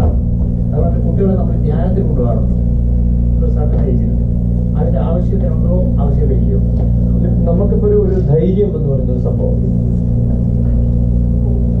എന്തെങ്കിലും ഒരു പ്രശ്നം വരുമ്പോൾ ധൈര്യം. ഇപ്പൊ ഞാനിപ്പം എന്റെ മകനെ ചെറുപ്പത്തിൽ, ഞാനെന്ന് പറയുന്ന ഓരോരുടെയും ടെക്നിക്സ് ഡിഫറെന്റ് ആവാം. ഇപ്പം ഞാൻ ചെറുപ്പത്തില് ഭക്ഷണം കഴിക്കാൻ പോകുന്നതിന് മുമ്പ് രാത്രി ഭക്ഷണം കിട്ടണമെങ്കിൽ നമ്മുടെ അരമണിക്കൂർ നാമം ചെല്ലണം. ഓക്കെ, അന്ന് എന്താ ചെല്ലണം നമുക്ക് വലിയ രൂപമൊന്നുമില്ല. മാതൃബ്രഹ്മത് ഗണപത്മേഷം പ്രണവഹാരത്തി ഇങ്ങനെ ചെല്ലും. എന്തിനാ ചെല്ലുന്ന വെച്ചാൽ ഭക്ഷണം കിട്ടാൻ, വേറൊന്നുമല്ല. അതൊക്കെ ഞങ്ങൾ എല്ലാവരും ഇതിൽ ചെല്ലും. ഒരു 10-15 പേരുണ്ടാവും, ബ്രദേഴ്സും സിസ്റ്റേഴ്സും എല്ലാവരും കൂടി ഇതിൽ ചെല്ലും. അത് കഴിഞ്ഞാൽ ഞങ്ങൾ നേരെ ഭക്ഷണം കഴിക്കും. പക്ഷെ ഇതെന്താണ് എന്ന് ഞാൻ കണ്ടുപിടിച്ചത് ഏകദേശം 45 വയസ്സുള്ളപ്പോഴാണ്. ആ സമയത്താണ് ഇതിന്റെ ഒറിജിനൽ ബുക്ക്. ഞാൻ ചെല്ലുന്നത് ഫുൾ സ്പെല്ലിംഗ് മിസ്റ്റേക്കാണ്. ഇപ്പൊ ചെല്ലുന്നത് തെറ്റാണ്. എനിക്കത് മാറ്റി ചെല്ലാൻ പഠിച്ചിട്ടില്ല.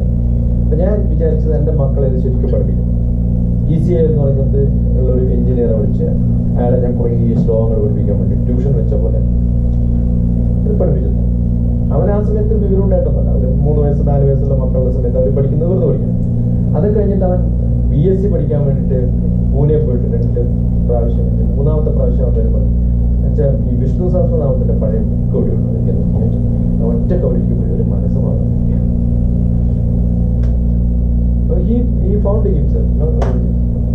നമുക്ക് ആരും ഇല്ലാത്തൊരു സമയത്ത് നമ്മുടെ കൂടെ ഉണ്ടാവുന്ന തോന്നുന്ന ഒരാളാണ് ശരിക്കും ഭഗവാൻ വിശ്വസിക്കുന്ന ഒരാളാണ്. അതൊരു സൈക്കോളജിയാണ്. സൈക്കോളജി. നമുക്കിപ്പം എന്റെ അമ്മ എന്റെ കൂടെ ഉണ്ടാകുന്ന സമയത്ത് എനിക്കൊരു ധൈര്യം കിട്ടും. എന്റെ മക്കൾക്ക് അസുഖം വന്നാലും അമ്മ കൂടെ ഉണ്ടാകുമ്പോഴും അമ്മ ഡ്രൈവ് ചെയ്യാൻ അറിയില്ല, ഫോൺ ചെയ്യാൻ അറിയില്ല, ഒന്നും അറിയില്ല. പക്ഷെ അവൻ ദീപം ഒഴിക്കുന്നത് കാരണം അവർ കുറെ പേരെ കണ്ടിട്ടുണ്ട്.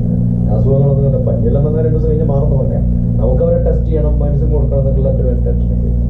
ഡോക്ടർമാരും അത് പറയും അതും കൊടുക്കണം, ഇതൊക്കെ ഈസി ആയിട്ട് മാറും. കാരണം അവർ കുറേ പേരെ കണ്ടിട്ടുണ്ട്. അപ്പൊ ആ ഒരു ധൈര്യമുണ്ട്. ഇനി അമ്മ ഇല്ലാത്ത സമയത്ത് നമ്മൾ ചെയ്യും, അല്ലെങ്കിൽ അച്ഛനും അമ്മയും കൂടെ ഇല്ലാത്ത സമയത്ത് ചെയ്യും.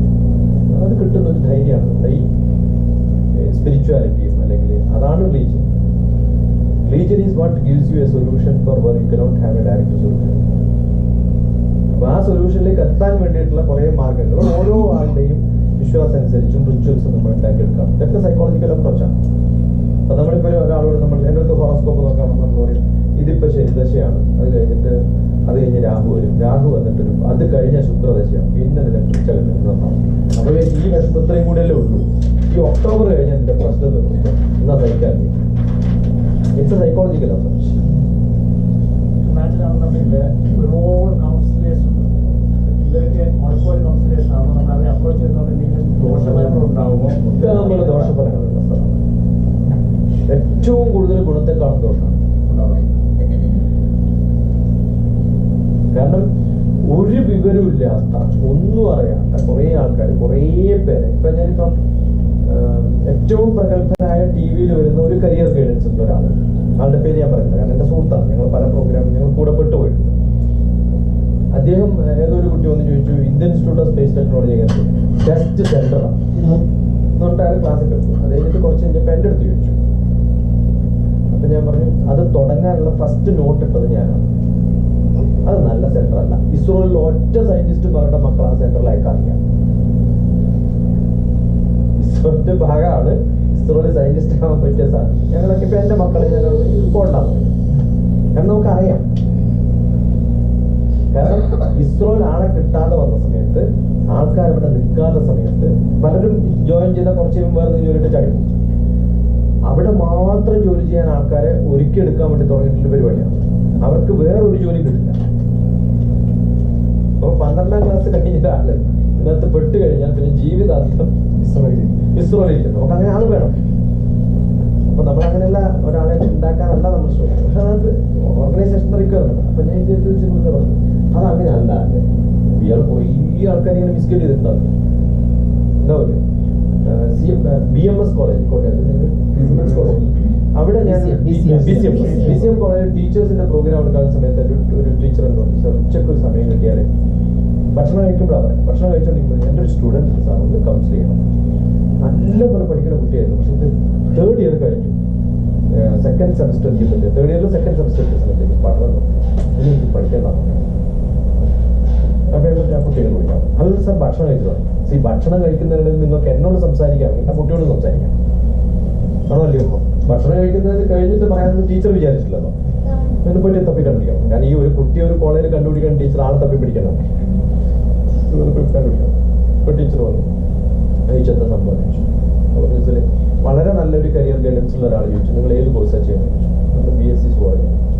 Quite useless course. You should after BSc you can go for MBA. ഈ കുട്ടിക്ക് BSc സുവോളജി എന്ന് പറഞ്ഞാൽ ഭയങ്കര താല്പര്യമുള്ള സാധനമാണ്. ഇയാളെന്ന് പറഞ്ഞു ഇത് യൂസ്ലെസ് ആണ്. അന്ന് മുതൽ ആ കുട്ടിക്ക് ഇനിയിപ്പോൾ ഞാൻ പഠിക്കുന്നത് യൂസ്ലെസ് ആയിട്ടുള്ള സാധനം. അതും വളരെ ഫേമസ് ആയിട്ടുള്ള ഒരാളാണ്. TV-യിൽ എല്ലാ പ്രാവശ്യവും വരുന്ന ഒരാളാണ്. പുള്ളിക്ക് അറിവില്ല.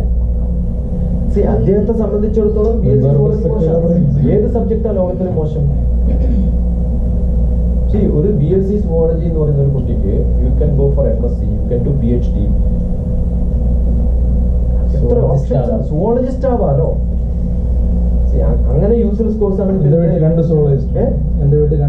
അല്ല, എന്റെ വീട്ടില് എന്റെ ബ്രദർ സുവോളജിയാണ്, ബ്രദറിന്റെ വൈഫ് സുവോളജിയാണ്, രണ്ടാമത്തെ ബ്രദർ സുവോളജിയാണ്. ആ രണ്ടാമത്തെ ബ്രദർ സുവോളജിയുള്ള ഇന്ത്യൻ ഫോറസ്റ്റ് സർവീസിലേക്ക് പോകുന്നവർക്ക് സയൻസ് സബ്ജക്ട് എഴുതിയവർക്ക് മാത്രമേ ഫോറസ്റ്റ് സർവീസ് എഴുതാൻ പറ്റൂ. അതിൽ ഏറ്റവും ആയിട്ടുള്ളവർ ബോട്ടണി സുവോളജി പഠിക്കുന്നവരാണ്. ഒന്ന് കാടാണ്, ഒന്ന് മറ്റേത് മൃഗമാണ്. ഇത് രണ്ടും ഇഷ്ടമുള്ളവരാണ് ബോട്ടണി സുവോളജി പോവാ.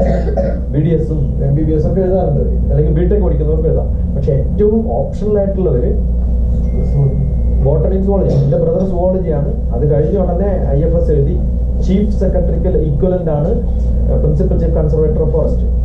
പക്ഷെ IAS കിട്ടിയിട്ട് ചീഫ് സെക്രട്ടറി ആവുന്നതിന് മുമ്പ് യു ക്യാൻ ബിക്കം PCCM. കാരണം അവിടെ കോമ്പറ്റീഷൻസ് കുറെ ഇല്ല. കാരണം ഒറ്റ ഫീൽഡാണ്.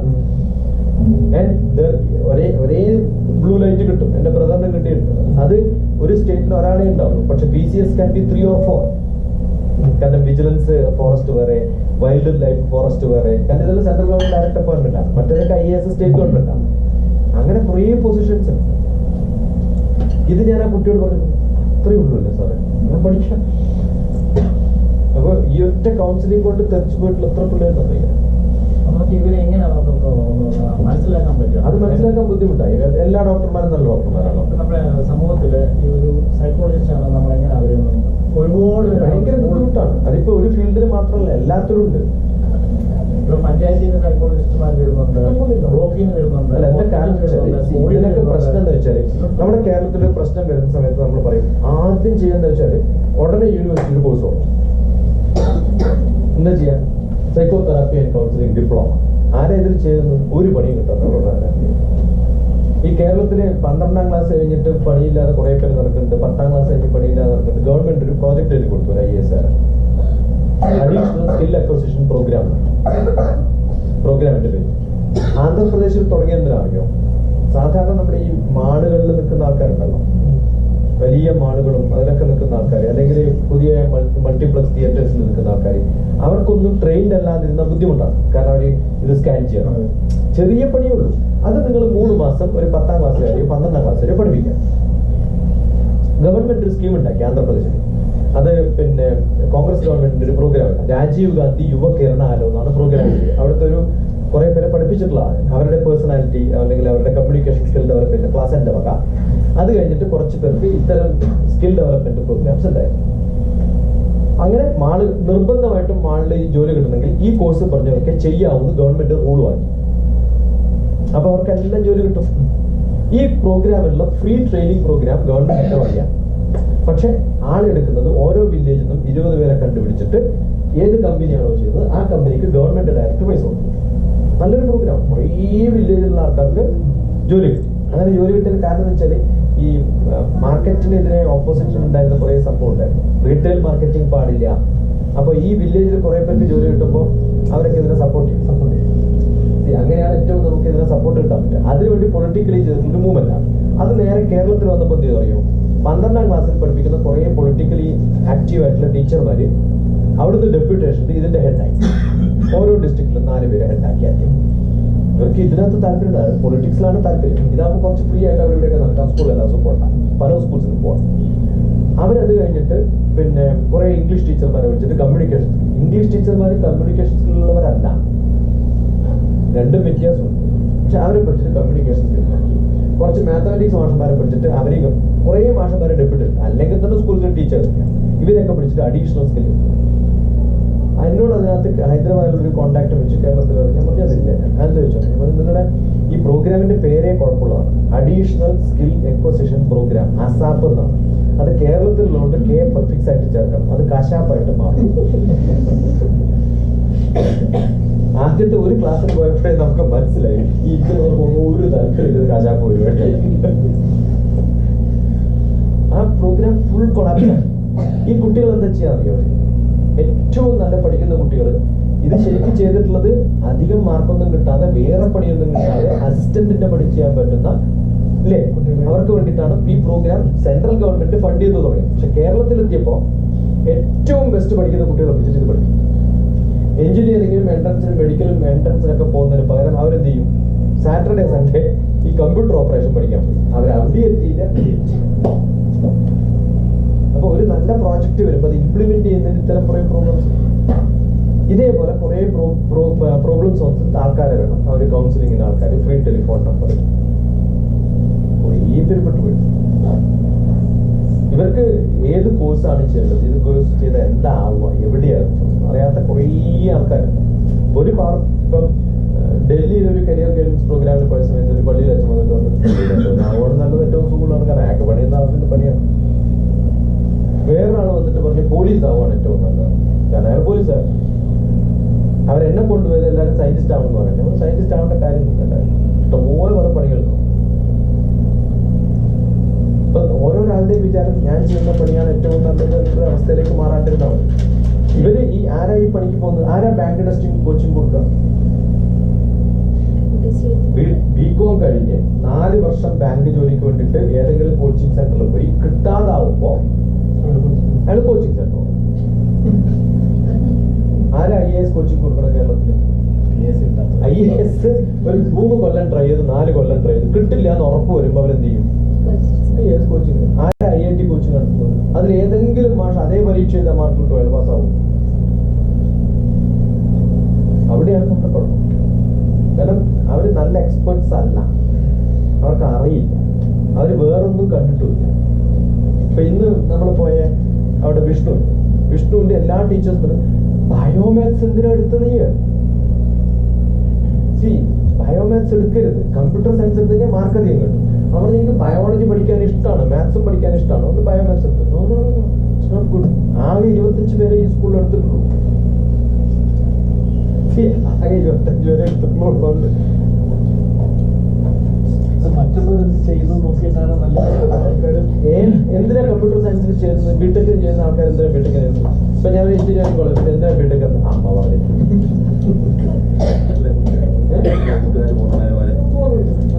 അല്ലാണ്ട് നമുക്ക് അത് അറിഞ്ഞുകൊണ്ടല്ലോ. ഇപ്പൊ ഒരു കുട്ടി പിന്നെ ബിടെക് ഇലക്ട്രോണിക്സ് ഇനിയിപ്പോ എന്ത് ചെയ്യണം? MBA ചെയ്യണം. എനിക്ക് ഇലക്ട്രോണിക്സ് ഇഷ്ടമല്ല. ഈ 4 കൊല്ലം കഴിഞ്ഞപ്പോഴാണ് ഇലക്ട്രോണിക്സ് ഇഷ്ടമല്ല. ഞാൻ ആ കുട്ടിയോട് പറഞ്ഞു 2 കൊല്ലം കഴിയുമ്പോൾ നീ പറയും എനിക്ക് MBA ഇഷ്ടമല്ല. MBAയുടെ സിലബസ് കണ്ടിട്ടുണ്ടോ? ഇല്ല. അതിനകത്ത് എക്കണോമിക്സ് പഠിക്കാൻ അതുണ്ടോ? അക്കൗണ്ടൻസി അതൊന്നും എനിക്ക് ഇഷ്ടമല്ല കേട്ടോ. പിന്നെ എന്താ ഇഷ്ടം? ഈ MBA എന്ന് പറഞ്ഞാൽ HR എന്നാണ് അവരുടെ ധാരണ. ആ സിലബസ് പോലും നോക്കുന്നില്ലല്ലോ നമ്മൾ ഇതിനകത്ത് കയറുമ്പോൾ. ഈ ഇലക്ട്രോണിക്സും കമ്പ്യൂട്ടർ എഞ്ചിനീയറിംഗ് കോളേജിൽ കയറുന്ന പകുതി പേർക്കും അറിയില്ല എഞ്ചിനീയറിംഗ് എന്താണ്.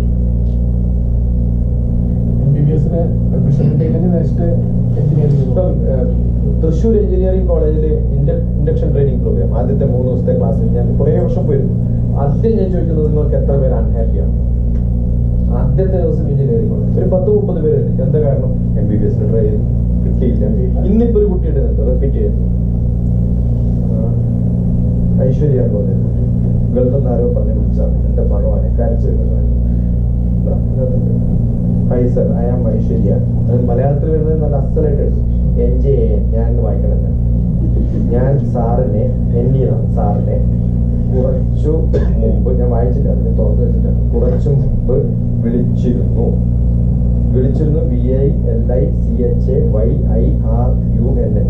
വിളിച്ചായിരുന്നു.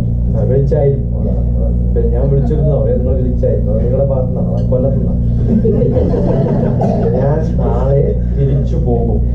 എക്സാം മെയ് 6-ന് NAU ഞാൻ മെയ് 4-ന് വരും. എവിടെയാ പോണത്? ഏത് അതെവിടെ? കോച്ചിങ് സെന്ററിലാവും.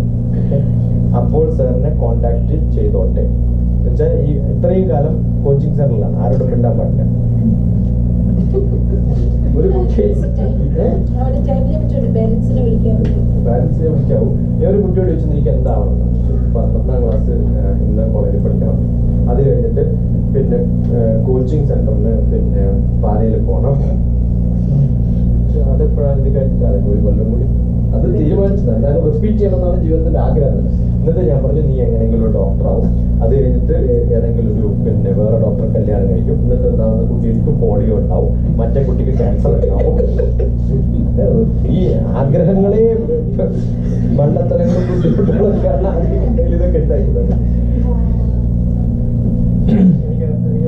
ഒരു കൊടുങ്ങല്ലൂരിനോട് കുട്ടി ചോദിച്ചത് എനിക്ക് പിന്നെ നിന്റെ ചേട്ടൻ IAS ആവണമെന്ന് ആഗ്രഹം. അവൻ ചോദിച്ചു നിന്റെ ഫാമിലി ബാക്കിയുള്ളവരൊക്കെ എന്താ ചെയ്യണം? എന്റെ ചേച്ചിയുണ്ട്, അത് IITക്കാണ് പഠിക്കുന്നത്. ഞാൻ IITക്ക് എവിടെ? പാലയല്ല, IITയിലാണ്. IIT കോച്ചിങ്ങിന് പോയിരിക്കുകയാണ്. അപ്പൊ അവൻ വീട്ടിൽ പറഞ്ഞിരിക്കുന്നത് ഞാൻ IIT ആണ്. എല്ലാവരുടെയും പോയ IIT. എൻ്റെ പേഴ്സണൽ എക്സ്പീരിയൻസ് വെച്ചിട്ട് കുട്ടികൾ ഒരു 10ാം ക്ലാസ് കഴിഞ്ഞതിന് ശേഷം 15-18 വയസ്സിനിടയ്ക്ക് അവരുടെ ക്യാരക്ടറുള്ള ഒരു ഡീവിയേഷൻ കാണാം. എടുത്തി കാണണം, മാതാപിതാക്കളെ പറയുന്നതിനെ ഒന്ന് പ്രൊജക്ട് ചെയ്യാനുള്ള ഒരു പ്രവണത, പെട്ടെന്നുള്ളൊരു മോഹം. ഈ ഒരു അവസരത്തിൽ അവരെ നമുക്കൊന്ന് കൺട്രോൾ ചെയ്യാനുള്ള എന്താണ് സാധ്യത? ശരിക്കും കുഞ്ഞുണ്ണി മാഷ് ഒരു ഉത്തരം പറഞ്ഞു. നിങ്ങൾ പറയട്ടെ, 10ാം ക്ലാസ് കഴിഞ്ഞ് അടിച്ചു വിട്ടു പുറത്താൻ പോകാം, എന്നിട്ട് 1 കൊല്ലം കഴിഞ്ഞ് തിരിച്ചു വരാൻ. 10ാം ക്ലാസ് കഴിഞ്ഞ് എല്ലാ കുട്ടികളെയും വീട്ടിൽ നിന്ന് പുറത്താക്കും, എന്നിട്ട് പറയാം ഗോ, എന്നിട്ട് എന്താ വേണ്ടത്, എന്നിട്ട് എപ്പോഴെങ്കിലും തിരിച്ചു വരണം തോന്നുന്നു, എന്നിട്ട് തിരിച്ചു വന്നിട്ട് എനിക്ക് +1 ചേർന്ന് പറഞ്ഞാൽ ചേർക്കാം. അല്ലെങ്കിൽ അവരുടെ ധാരണ എന്ന് വെച്ചാൽ ഏറ്റവും കൂടുതൽ ഉപദ്രവിക്കുന്ന ഒരു പാരൻസ് ആണ്. അവരുടെ വിരോധി ആരാന്ന് ചോദിച്ചാൽ ഒറ്റ ഉത്തരം പെട്ടെന്ന് പാരൻസ് ആണ്. അവർ ചോദിക്കും അമ്മ എങ്ങനെ ഈ അച്ഛനെ സഹിക്കണം.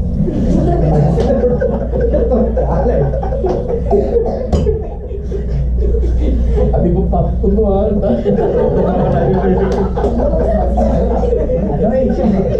ടീനേജ് എന്ന് പറയുന്ന സംഭവം അച്ഛൻ എങ്ങനെയാ സാറ് MSWനെ എൻകറേജ് ചെയ്യുന്നുണ്ടോ കുട്ടിയുടെ ഗ്രാജുവേഷൻ ഞാൻ പേരെടുത്ത് പറയാം. എല്ലാം പേരെടുക്കാണ്ട് വെറുതെ പറയുന്നത് ഇയാൾ വെറുതെ പറയുന്നത്. ആരെങ്കിലും ഒന്ന് പറഞ്ഞ് ഈസി ഒന്ന് കുറയ്ക്കാനായിട്ട്. പിന്നെ അവിടെ താമസിക്കുന്ന ആർക്കൊന്നായിരുന്നു ഇവിടുന്ന് അങ്ങോട്ട് പോകാൻ പറ്റുമോ? മാതാപ്രധാനതമയുടെ കോയമ്പത്തൂര് ഞാൻ ക്ലാസ് എടുക്കാൻ പോകട്ടെ. 2 ഡിപ്പാർട്ട്മെന്റിലാണ് ക്ലാസ് എടുക്കാൻ പോവാ. ഒന്ന് MSW MBA. പിന്നെ ഗോവിന്റെ വൈഫ് അത് സ്ട്രേറ്റ് അടിക്കണം. അതുകൊണ്ടാണ് അല്ല ഇങ്ങോട്ട് വന്നിരുന്നത്. ആരാ കേസിയുടെ ബുദ്ധിമുട്ടുള്ളവരല്ലേ ഇങ്ങോട്ട്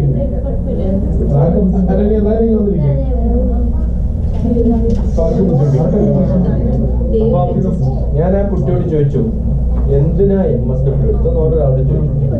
ആദ്യത്തെ കുട്ടി പറഞ്ഞ ഉത്തരം വളരെ റിലവന്റ് ആയിട്ട് കൂട്ടാണ്. ബാക്കിയല്ല ഞാനത് പിന്നെ നിർത്തി. സർ MBA 20 ലക്ഷം, MSW 8 ലക്ഷം. കാരണം ബിടെക് കഴിഞ്ഞാൽ പിന്നെ എന്ത് ചെയ്യും?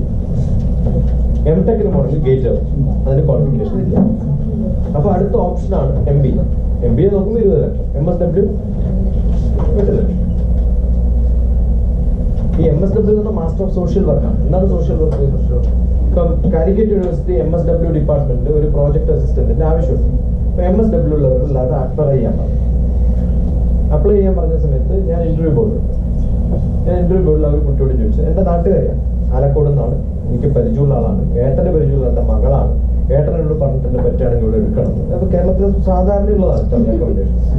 അപ്പൊ ഏട്ടൻ പറയുന്ന സമയത്ത് നമുക്ക് പറയാം. ഞാൻ വളരെ വ്യക്തമായിട്ട് ചോദിച്ചു. എനിക്ക് അറിയുന്ന ഒരു ഫാമിലിയാണ്, പക്ഷെ എനിക്ക് നേരിട്ട് അറിയില്ല, അങ്ങനെ അറിയാം. അപ്പൊ ഞാൻ ആ കുട്ടിയോട് ചോദിച്ചു, മോളുടെ അച്ഛൻ എന്താ ചെയ്യണം? Rubber plantation. 1 ഏക്കറിൽ എത്ര റബ്ബർ മരങ്ങളാണ്? അപ്പൊ ആ കുട്ടിയോട് ചോദിച്ചു, സാർ ഇത് MSWന്റെ പ്രോഗ്രാമിന്റെ ഇന്റർവ്യൂ തന്നെ. ഞാൻ പറഞ്ഞു അതും ഇതും എന്താ റിലവൻസ്? ഇങ്ങടെ ചോദിക്കണം. അതുകൊണ്ട് റിലവൻസ് ഉണ്ട്. കാരണം എനിക്ക് ഇത്രയും കാലം ഭക്ഷണം തന്ന അച്ഛൻ ഒരു ദിവസം എത്ര റബ്ബർ മരം വെട്ടുന്നുണ്ടെന്ന് നീ അറിഞ്ഞില്ലെങ്കിൽ പിന്നെ എങ്ങനെ സോഷ്യൽ വർക്ക് ചെയ്യും?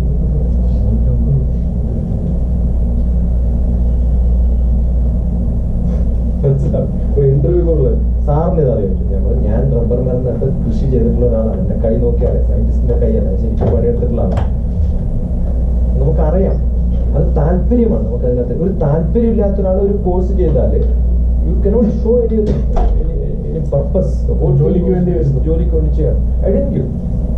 ഞാൻ അവരോട് പറഞ്ഞു, ഈ കുട്ടി എന്നോട് ചോദിച്ചിട്ടുണ്ട് എന്തിനാ ഈ ഒരു ചോദ്യം ചോദിച്ചു, ബാക്കി ആരോട് ചോദിക്കാത്തത്. ഞാൻ റെക്കമെൻഡേഷനിൽ വന്നതാണ്. എനിക്ക് അവരുടെ ബാക്ക്ഗ്രൗണ്ട് അറിയാം. സ്വന്തം വീട്ടിൽ പണിയെടുക്കാത്ത ഒരാൾ എങ്ങനെയാണ് ബർക്കിലെടുത്ത് പണിയെടുക്കുക?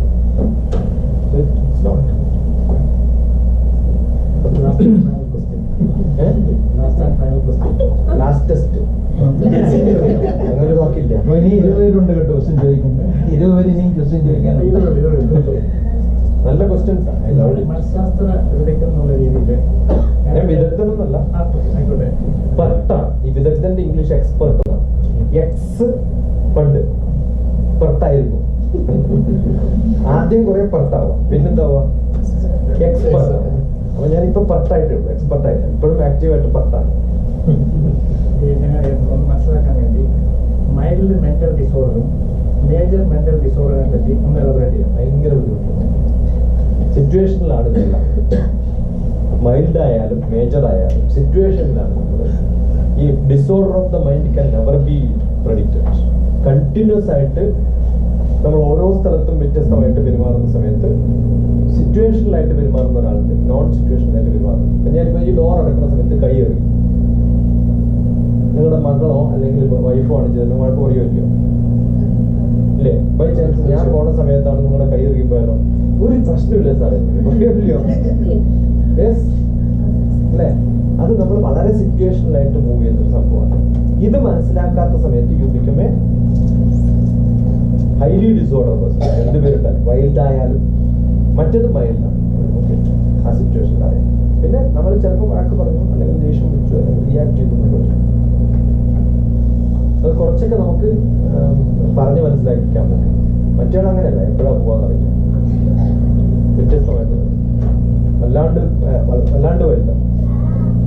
അതിന്റെ കാരണങ്ങൾ എന്തുകൊണ്ടാണ് അൺഡിഫൈൻഡ് ആണ്. It's like your mind is such A thing which you cannot predict. അതിന്റെ ഏറ്റവും വലിയൊരു പ്രോബ്ലം മനുഷ്യൻ ഏത് മൃഗവും നമുക്ക് ദേഷ്യമുള്ളത് നമുക്ക് കണ്ടവരൊക്കെ നമുക്കറിയാം, അല്ലെങ്കിൽ നമ്മൾ അവർ ഒരേപോലെയാണ് നമ്മളടുത്ത് ബിഹേവ് ചെയ്യുക, അല്ലെങ്കിൽ കുറച്ച് ചിലപ്പോൾ നന്നാവും കുറച്ച് മോശം. ഇതങ്ങനെയല്ല, ഒരേപോലെ നമ്മൾ കാണുകയും ചെയ്യും, ആക്ടിൽ നേരെ റിവേഴ്സ് ആയിട്ട് പെരുമാറും അല്ലേ? അതുകൊണ്ടല്ലേ മാരേജ് ഒക്കെ കഴിഞ്ഞിട്ട് പറഞ്ഞ 2 കൊല്ലം കഴിയുമ്പോൾ എന്റെ ശരിയായ മുഖം ഞാൻ ഇപ്പൊ കാണിച്ചതാണ്. പക്ഷേ ഈ 2 കൊല്ലം അല്ലേ, 2 കൊല്ലം എന്തായിരുന്നു, വളരെ മൈൽഡായിരുന്നു. പെട്ടെന്നാണ്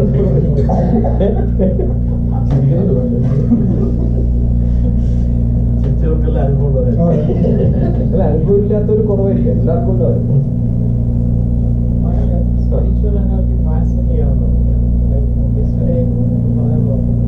ഈ നമ്മുടെ എല്ലാത്തിന്റെയും ഈ higher potential to lower potential energy flows whether you want it or not.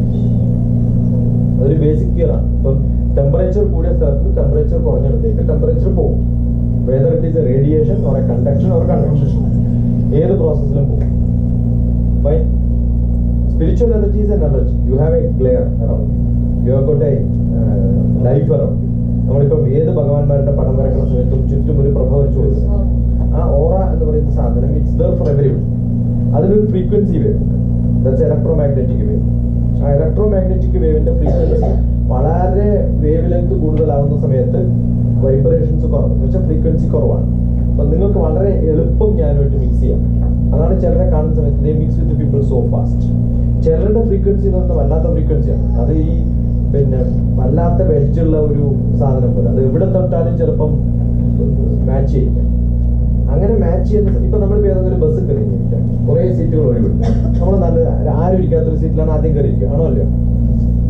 അല്ലെ, 2 സീറ്റ് നമുക്ക് വേണ്ട, പക്ഷെ എന്നാലും നമ്മൾ ഒരു സീറ്റുകളിരിക്കും. ഒരു സീറ്റ് കാര്യമായാലും അത് ഇഷ്ടമാണ്,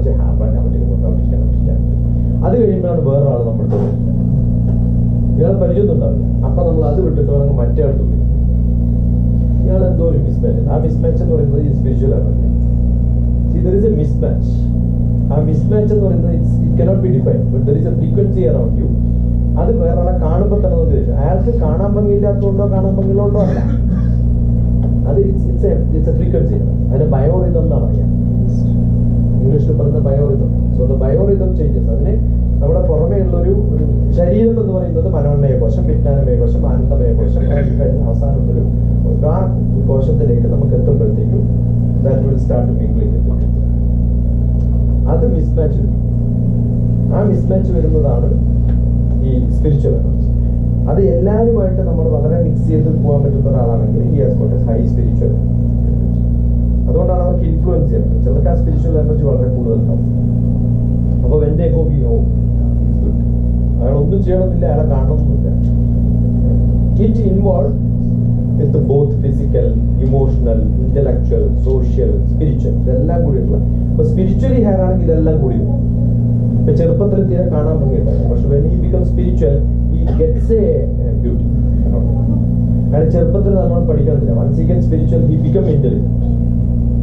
അയാൾ ചെറുപ്പത്തിൽ വളരെ അരകണ്ടും ഈ പറഞ്ഞിട്ടുള്ള മെന്റൽ ഡിസോർഡർ ഒക്കെ ഉണ്ടാകും, പക്ഷെ സ്പിരിച്വലി ഹയർ ആകുമ്പോൾ ചിലപ്പം വിൽ ബിക്കം വെരി സ്മാർട്ട്.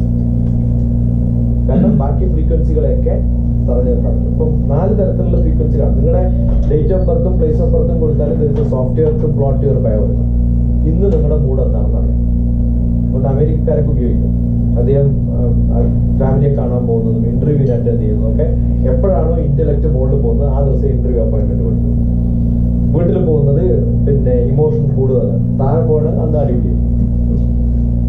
അതുകൊണ്ട് ദേ സെലക്ട് ദ ഡേറ്റ്സ്. നമ്മളിപ്പോ ഹോറോസ്കോപ്പിൽ പറയുന്നത് പോലെ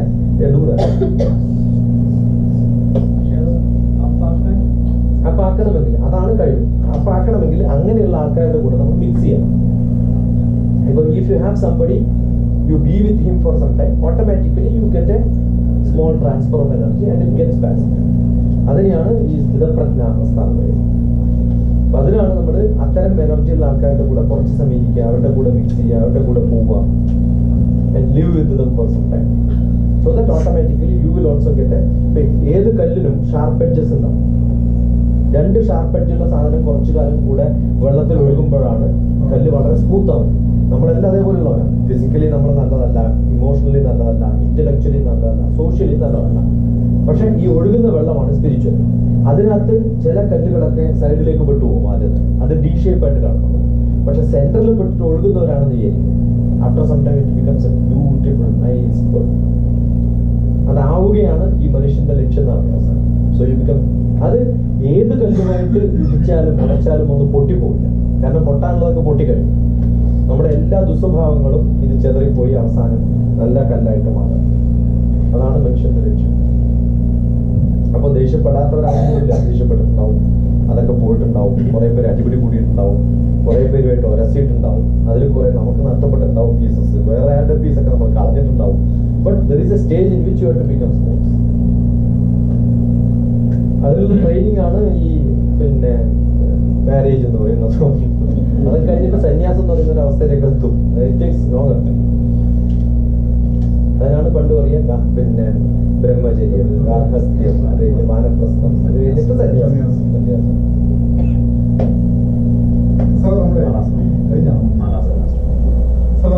ഇപ്പൊ ആശ്രമമില്ല, ആ ശ്രമം മാത്രമേ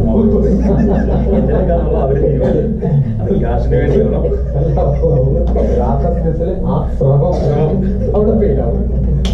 നമ്മളൊരു 100 കുഞ്ഞുങ്ങൾ, 10 കുഞ്ഞുങ്ങൾ എടുത്താൽ ഒരു 8 കുഞ്ഞുങ്ങൾ, 80% കുഞ്ഞുങ്ങൾക്കും അവര് എല്ലാ സബ്ജക്റ്റിനെക്കാളും കുറച്ച് ഇംഗ്ലീഷും മാത്സും അവർക്ക് ടഫായിട്ട് മാറും. ഈ അവർ കൂടെ നമ്മൾ എത്ര സമയം ഇരുന്നാലും കുറച്ച് ഏത് നമ്മൾ ബുക്കാവിലെ കൂടാൻ നോക്കിയാൽ അല്ലെങ്കിൽ മാത്സിന്റെ ബേസിക്കിൽ പോയാലും വീണ്ടും അവർ ആ മറ്റ് ഇത് ടഫൊന്ന് മാറ്റി വെച്ചിട്ട് ഇതിന് ഇമ്പോർട്ടൻസ് കൊടുക്കാതെ സയൻസും ഹിന്ദിയും അതിലേക്ക് മാർക്ക് വാങ്ങാൻ അല്ലെങ്കിൽ അതിലേക്ക് കൊടുക്കും. ഇത് വീണ്ടും ടഫായിട്ട് തന്നെ മാറും. ഇതിലെന്താണ് ഒരു പ്രശ്നം? എങ്ങനെയാണ് ബേസിക് ഇല്ലാതിരുന്നാൽ കയറിപ്പോകാൻ പറ്റാത്ത 2 വിഷയങ്ങളാണ്. വളരെ വളരെ ബേസിക് ആയിട്ട് പഠിക്കാൻ പറ്റാത്ത, എനിക്കറിയില്ല, വളരെ ഏജ്ഡ് ആയിട്ടുള്ള ആൾക്കാർ, എന്റെ ഗ്രൂപ്പ് എന്ന് പറയാൻ പറ്റില്ല, എന്നെക്കാളും ജൂനിയർ ആയിട്ടുള്ള ആൾക്കാർ, സീനിയർ ആയിട്ട്. ഞങ്ങളൊക്കെ ചെറുപ്പത്തിൽ സ്കൂൾ പഠിപ്പിച്ചിട്ടില്ലെങ്കിൽ വീട്ടിൽ പഠിപ്പിച്ചിട്ടുള്ള സംഭവം 1 1 2 1 2 3 2 1 3 1 3 4 2 2 4 3 1 4. മനസ്സിലാവും? 4ന്റെ അഡീഷൻസ് ഇങ്ങനെ പഠിച്ചു. അങ്ങനെ എത്ര പേര് പഠിച്ചിട്ടുണ്ട്? എത്രത്തോളം ചെല്ലാൻ പറ്റും അത്രയും ചെല്ലുന്നു. ഇപ്പൊ എത്ര പിള്ളേർ ചെയ്യുന്നുണ്ട്? അപ്പൊ ഇത് നമ്മൾ എത്രത്തോളം റിപ്പീറ്റ് ചെയ്യുന്നുണ്ടോ, എത്രത്തോളം നമ്മളിത് കണ്ടിന്യൂസ് ആയിട്ട് ഇതിനകത്ത് ഇൻവോൾവ്ഡ് ആകുന്നുണ്ടോ, ആ ഇൻവോൾവ്ഡ് ആവാതിരുന്നു കഴിഞ്ഞാൽ അത് തറവല്ലാതിരിക്കുമ്പോ പിന്നെ ഇങ്ങനെ 23 46 കൂട്ടാൻ പോവാ നമ്മള്. അപ്പൊ അതില്ലാതെയാണ് നെക്സ്റ്റ് സ്റ്റെപ്പിലേക്ക് വിടുന്നത്. ഇന്നലെ ഞാൻ ചെറിയൊരു എക്സാമ്പിൾ പറഞ്ഞു, ഒരു റെക്ടാങ്കിളിന്റെ ഏരിയ എന്ത് ബേസിക് ആണ്, പക്ഷെ ഇത് എത്ര ടീച്ചർമാർക്ക് അറിയാം? Teachers don't know. മാത്തമാറ്റിക്സിന്റെ കുഴപ്പം എന്താണ്? ഒരു ലൈൻ, അടുത്ത ലൈൻ, ആ 2 ലൈനും ഇംഗ്ലീഷോ പ്ലസോ മൈനസോ സിമ്പിളോ ABCD ആണോ അല്ലയോ? അതിന്റെ ഇടയിലുള്ള തിങ്കിങ് ആണ് മാത്സ്. അണ്ടർസ്റ്റുഡ്? ഇംഗ്ലീഷ് എന്ന് പറയുന്നത് എന്താണ്? കുറേ വേർഡ്സ്, അതിന്റെ ഇടയിലുള്ള തിങ്കിങ് ആണ് ഇംഗ്ലീഷ്. ആ തിങ്കിങ് ഉണ്ടാക്കിയെടുക്കാന്ന് പറയുന്നത് ബൈ പ്രാക്ടീസ് ആണ്. You have to use it many times. അവിടെയാണ് നമ്മൾ മിസ്സാവുന്നത്. ഇന്നിപ്പം വിഷ്ണുവിന്റെ അടുത്തിരിക്കുന്ന സമയത്ത് വേറെ ആൾ വന്നു. അദ്ദേഹം സൈദ് കണ്ടില്ലല്ലോ. സൈദ് 2 മക്കളൊക്കെ. അപ്പൊ സൈദ് വളരെ എഫിഷ്യന്റ് ആയിട്ടുള്ള ഒരു മനുഷ്യനും, മക്കളെ നന്നായിട്ട് വളർത്തണം, എന്റെ മക്കൾക്ക് എനിക്ക് ഏറ്റവും ഇഷ്ടമുള്ളത് കൊണ്ടുപോകണം സാറേ, എനിക്ക് അയാളെ ലയള കോളേജ് ചേർക്കണം, എന്റെ മോളെ 10ാം ക്ലാസ്സിലാണ് ഇപ്പൊ കണ്ട് കോഴിക്കോട് കൊണ്ട് ചേർത്ത് വിടുന്നത്, ലയള കോളേജ് ചേർക്കണം, അല്ലെങ്കിൽ ലേഡീസ് ശ്രീരാമിൽ ചേർക്കണം, എല്ലാം പഠിച്ചിട്ടുണ്ടായിരുന്നു. ക്രൈസ്റ്റ് ചേർക്കണം, അതിൽ കുറഞ്ഞൊരു സ്ഥലത്ത് കേരളത്തിൽ ഞാൻ ചേർത്തില്ല. ഒരു കുട്ടി ഇപ്രാവശ്യം പോയ സമയത്ത് ഞാൻ കോഴിക്കോട് പിന്നെ കൃഷ്ണമേനോൻ മെമ്മോറിയൽ, അവിടെ ഒരു നല്ലൊരു മ്യൂസിയം ഉണ്ട്, അവിടെ കൊണ്ടുപോയി സാർ അവിടുത്തെ ഓരോ ചിത്രങ്ങളും 5 കോടി രൂപയാണ് അത്ര വില. അങ്ങനെ 10-30 ചിത്രങ്ങളുണ്ട് അവിടെ എന്ന് പറഞ്ഞിട്ട്. അപ്പൊ ഞാൻ അവിടെ ഒരു മിനിറ്റ് ഈ പിന്നെ മോളും പോയിരുന്നു. ആരാണ് കൃഷ്ണമേനോൻ? അവർക്കറിയില്ല. അപ്പൊ ഉടനെ വിഷ്ണു 12ാം ക്ലാസ്. അപ്പൊ ഞങ്ങളുടെ ഗ്രൂപ്പിലൊക്കെ ആക്റ്റീവ് ആയിട്ടുള്ള ഒരാളാണ്. പിന്നെ ആരെ കൃഷ്ണമേനോൻ അറിയില്ല. ഇത് അറിയില്ല എന്നുള്ള കുഴപ്പമില്ല. പക്ഷെ അച്ഛൻ ഇങ്ങനെ പറയുന്ന സമയത്ത് ആരാണ് കൃഷ്ണമേനോൻ എന്നുള്ള ചോദ്യം ഉണ്ടായോ നിങ്ങളിൽ? ആരാണെന്ന് അറിയുന്നില്ല, പക്ഷെ ആരാണെന്ന് അറിയാത്ത ചോദ്യം നിങ്ങളിൽ ഉണ്ടായോ? അതില്ല. അവിടെയാണ് നമ്മൾ ഒരു സ്ട്രക്ചർ അല്ലെങ്കിൽ ഒരു സെന്റൻസ് എന്ന് പറയുന്ന സമയത്ത് എത്ര ഈസി ആയിട്ടുള്ള ഇംഗ്ലീഷ് ആയാലും അതിൽ ചെറിയ ചെറിയ മിസ്റ്റേക്സ് ഉണ്ടാകുന്ന സമയത്ത് ഉണ്ടാകുന്ന അബദ്ധങ്ങൾ വളരെ കൂടുതലാണ്. അത് മനസ്സിലായി. ഇപ്പൊ എന്റെ ഡയറക്ടർ ഒരു പ്രാവശ്യം ഞങ്ങളുടെ രജിസ്ട്രാറുടെ ബ്രദർ മരിച്ചു. അപ്പൊ അദ്ദേഹം ഗസ്റ്റ് ഹൗസിൽ ഇങ്ങനെ ഇരിക്കുകയാണ്. മലയാളിയാണ്, പഠിക്കാൻ തുറവൂർ ഭാഗത്തുനിന്നത്. ഞാൻ അദ്ദേഹത്തെ പോയി കണ്ടു. അപ്പൊ അദ്ദേഹം ഇങ്ങനെ വിഷമിച്ചിരിക്കുകയാണ്. നമ്മൾ വർത്താനം പറഞ്ഞു. ഡയറക്ടർ അയാളൊരു രാജസ്ഥാൻകാരനാണ്. അയാൾ യുവർ ബ്രദർ ഡൈഡ്. അപ്പൊ അദ്ദേഹം നെക്സ്റ്റ് ഈസ് യു.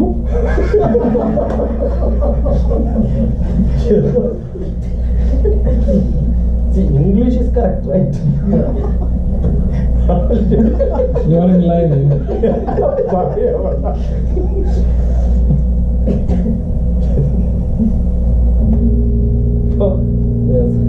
സാധാരണ ചില ടീച്ചർമാരൊക്കെ എഴുതുന്നുണ്ടായിരുന്നു.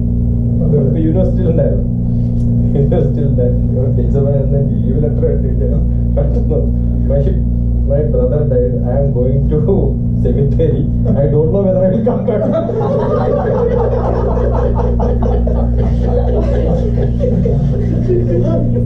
I am suffering from headache. Please declare holiday.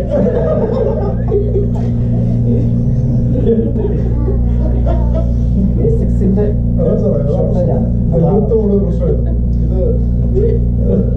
എന്റെ സൂപ്രണ്ട് PhD in English ആയിരുന്നു. അയാൾ എഴുതി തന്ന ലീവ് ലെറ്ററാണ്.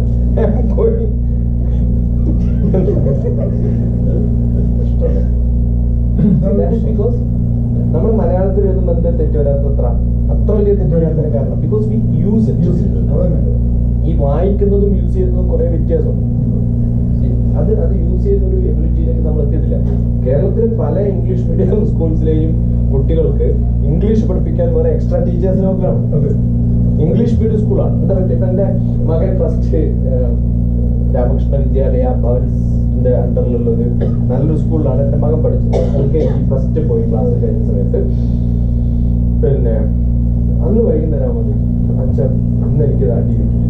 ഫസ്റ്റ് ഡേ അസംബ്ലിയിൽ നിൽക്കുന്ന സമയത്ത് PT മാഷാണല്ലോ സ്ട്രിക്റ്റ് ആയിട്ടുള്ളത്. അതുകൊണ്ട് don't look here and there. അതിങ്ങനെ ആലോചിച്ചു. Don't look here, don't look there. കണ്ണടച്ചു. കുറച്ച് കഴിഞ്ഞ് അസംബ്ലി കഴിഞ്ഞ് എല്ലാവരും പോകുമ്പോൾ എന്തിനാ എന്നെ അടിച്ചത് മനസ്സിലാവും. അവരോട് ക്ലാസ് പോയിരുന്നു. പക്ഷെ പിറ്റേ ദിവസം ഞാൻ പോയി സ്കൂളിൽ PT മാഷ് ചോദിച്ചു don't look here and there എന്താ അല്ല സാർ അങ്ങനെ നേരെ നിൽക്കണം ഇതല്ല ഇംഗ്ലീഷ്. അവിടുത്തെ എല്ലാ ടീച്ചേഴ്സും ഇംഗ്ലീഷ് അറിയാം. പക്ഷെ ഏറ്റവും കൂടുതൽ ഇൻസ്ട്രക്ഷൻസ് 10 പ്രാവശ്യം കൊടുക്കുന്ന ആളാരാണ്?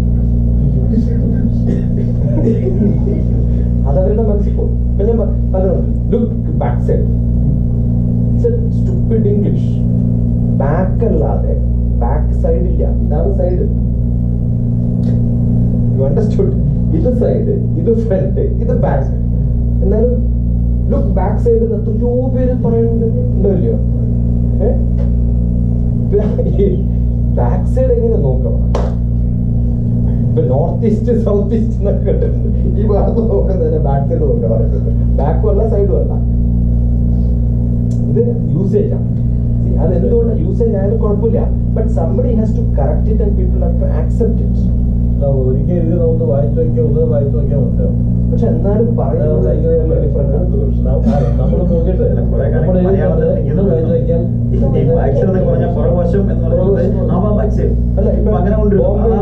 ബോംബെയിലുണ്ട് ഒരു കസിൻ. ഒരു ദിവസം കാസറ്റ് കളിപ്പിക്കും. Play your cassette. Really it happened. ഈ കാസറ്റ് ഒന്ന് കളിപ്പിക്കോ? ഇംഗ്ലീഷിൽ പ്ലേ യുവർ കാസറ്റ് തന്നെ പറയാം. ബ്ലാക്ക്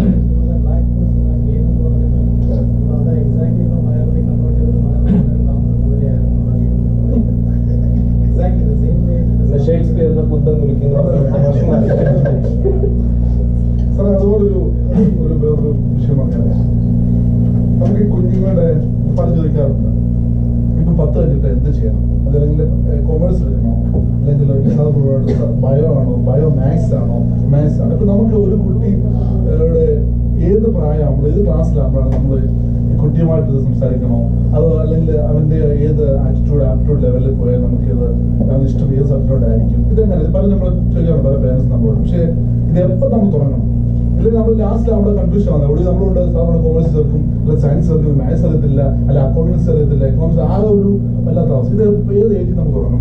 10ാം ക്ലാസ് കഴിയുമ്പോഴും സ്വന്തമായിട്ട് മാത്സ് വേണോ ബയോളജി വേണോ കൊമേഴ്സ് വേണോ തീരുമാനിക്കാൻ പറ്റാത്തൊരു കുട്ടിയാണ് തുറന്ന് പഠിക്കാണ്ടിരിക്കുകയാണ്. അത് വേറെ ആർക്കും പറഞ്ഞു പഠിപ്പിക്കുന്ന അവസ്ഥ വരുന്നത്. അതിനാണ് ഒരു ബഫേ സിസ്റ്റം പോലെ എല്ലാ സാധനവും കൊടുക്കുകയാണ് 10ാം ക്ലാസ് വരെ. ആ സമയമാകുമ്പോഴത്തേക്കും അവന് മനസ്സിലാവും. പിന്നെ ഏറ്റവും നല്ല ബ്രില്യൻ്റ് ആയിട്ടുള്ള ഒരു കുട്ടിയാണെങ്കിൽ അവൻ മാത്സും ബയോളജിയും പഠിക്കുകയാണ് നല്ലത്. കാരണം ഏത് സമയം വേണമെങ്കിലും ഡൈവേർട്ട് ചെയ്യാൻ പറ്റുന്ന ഒരു സംഭവമാണ് കൊമേഴ്സും ഹിസ്റ്ററിയും എക്കണോമിക്സും. എപ്പോൾ വേണമെങ്കിലും പഠിക്കാം, വലിയ ബുദ്ധിമുട്ടില്ല. പക്ഷെ ഒരു പ്രാവശ്യം മാത്സും ബയോളജിയും കെമിസ്ട്രിയും ഫിസിക്സും വിട്ടാൽ കൊമേഴ്സിൽ എവിടെയെങ്കിലും പോയാൽ തിരിച്ചു വരാൻ പറ്റുന്ന വളരെ ബുദ്ധിമുട്ടാണ്. അതുകൊണ്ട് ക്ലാസ്സിൽ ഇരുന്ന് പഠിക്കാൻ മാത്രം പറ്റുന്ന ഒരു വിഷയമാണ് ഈ ബയോളജി, മാത്സും കെമിസ്ട്രിയും ഫിസിക്സും. അതുകൊണ്ട് പറ്റുന്നത്രയും കുട്ടികളെ സയൻസ് സ്ട്രീമിൽ തന്നെ വിടണമെന്ന് പറയുന്നതാണ്. ഇപ്പം ഇതിൽ ബയോളജി വേണ്ട, മാത്സ് മാത്രം മതി. എന്നിട്ട് ഏറ്റവും നല്ല ഇൻസ്റ്റിറ്റ്യൂഷനാണ് ഐസർ. ഐസറിൽ പോയാൽ അവർ 11ാം ക്ലാസ്സിൽ 12ാം ക്ലാസ്സിൽ പഠിക്കുന്ന ബയോളജിയും മാത്സും ഫിസിക്സും കെമിസ്ട്രിയും ഫസ്റ്റ് ഇയർ എഗെയിൻ പഠിപ്പിക്കും. അവിടെ ബയോളജി എന്ന് വന്നതാണോ മാത്സ് എന്ന് വന്നതാണോ എന്ന് അവർ നോക്കില്ല. അത് കഴിഞ്ഞിട്ട് അവരുടെ പ്രസന്റേഷൻ സ്കില്ല് നോക്കും. അവിടെ ക്ലാസ്സിലുള്ള ടീച്ചേഴ്സ് അല്ല കുട്ടികളാണ്. ആ പ്രസന്റേഷന് നമുക്ക് മനസ്സിലാവും, പരീക്ഷയിൽ മനസ്സിലാക്കും. അത് പറയുമ്പോഴുള്ള ഇൻട്രസ്റ്റ് കണ്ടാൽ നമുക്ക് മനസ്സിലാവും ഇയാൾക്ക് മാത്സ് ആണോ ഇഷ്ടം, കെമിസ്ട്രി ആണോ ഇഷ്ടം, ഫിസിക്സ് ആണോ ഇഷ്ടം. നമ്മുടെ ഈ എക്സാമിനേഷനിൽ ഒരാൾക്ക് നമുക്കത് പ്രസന്റ് ചെയ്യാൻ പറ്റില്ല. അത് പക്ഷെ ഒരു പ്രസന്റേഷൻ വരുമ്പോൾ നമുക്ക് അവർക്ക് മിക്കവാറും മനസ്സിലാവും. ഒരു കൊല്ലം പ്രസന്റേഷൻ കഴിയുമ്പോഴത്തേക്കും അവർക്ക് ഓപ്ഷൻ ഉണ്ടാവും. നിങ്ങൾക്ക് മാത്സ് വേണമെങ്കിൽ ക്ലാസ് എടുക്കാം, അല്ലെങ്കിൽ ഫിസിക്സ് വേണമെങ്കിൽ ക്ലാസ് എടുക്കാം, ബയോളജി വേണമെങ്കിൽ ക്ലാസ് എടുക്കാം. അവർ ഓപ്റ്റ് ചെയ്യുന്നതും അവരെടുക്കുന്ന സബ്ജക്റ്റുകളും അവരുടെ എക്സ്ട്രാ അസൈൻമെന്റ്സ് പുറത്ത് ചെയ്യുന്നതും ഒക്കെ എൻ്റയർലി ഡിഫറെന്റ് ആണ്. അതിൽ നമ്പർ ഓഫ് എത്ര അസൈൻമെന്റ്സ് ഫിസിക്സിൽ ചെയ്യുന്നത്, എത്ര അസൈൻമെന്റ്സ് ഓപ്ഷൻ കൊടുക്കുക. അതിൽ ഏതാ നിങ്ങൾ ചെയ്യണമെന്ന് നോക്കി കഴിഞ്ഞാൽ നമുക്ക് മനസ്സിലാവും. 10ാം ക്ലാസ് 12ാം ക്ലാസ് നമുക്കൊരു ഓപ്ഷൻ ഇല്ല, എല്ലാം ഒരേപോലെ ചെയ്യണം. ആ ഓപ്ഷൻസ് വരുമ്പോഴാണ് നമ്മൾ കണ്ടുപിടിക്കുന്നത്. അതായിരിക്കും ഏറ്റവും ഐസർ 5 സ്ഥലത്തുണ്ട്. തിരുവനന്തപുരത്തുണ്ട്, പൂനെയിലുണ്ട്, പിന്നെ കൽക്കട്ടയിലുണ്ട്, ഭോപ്പാലിലുണ്ട്. പിന്നെ നൈസർ എന്നുണ്ട്, നാഷണൽ ഇൻസ്റ്റിറ്റ്യൂട്ട്. അത് ഭുവനേശ്വറിലാണ്. ഭുവനേശ്വറിലെ നൈസറാണ് ഏറ്റവും നല്ലത്. Huge campus. അതിന്റെ പോപ്പുലറൈസേഷന് വേണ്ടിയിട്ട് 11ാം ക്ലാസ്സിലെ കുട്ടികൾ അതിന്റെ അവയർനെസ് ക്ലാസ് എടുക്കാൻ വേണ്ടിയിട്ട് ഇന്ത്യയിലെ പ്രോജക്ട് തന്നെ ഏകദേശം 200 crores ആണ്. അതിലൊരു മെൻഡറാണ്. 5 ദിവസത്തെ ഒരു ക്യാമ്പ് ഉണ്ട് ഡിസംബറിൽ. അതിൽ കുറേ സയന്റിസ്റ്റുകളുടെ ഗ്രൂപ്പ് ഉണ്ട്. അതിനകത്തൊരു സൗത്ത് ഇന്ത്യയിൽ നടക്കുമ്പോൾ ഞാനൊരു മെൻഡറായിട്ട് പോവാം. അപ്പൊ നമ്മൾ പറഞ്ഞു കൊടുക്കും ഇന്നതൊക്കെ പഠിച്ചാൽ നിങ്ങൾക്ക് ഇന്നതൊക്കെ ആവാം. It's all the free service which we give. എന്ന് വെച്ചാൽ they give a 5-star hotel and then you have to go there and then stay there and then stay with the children. It's a residential.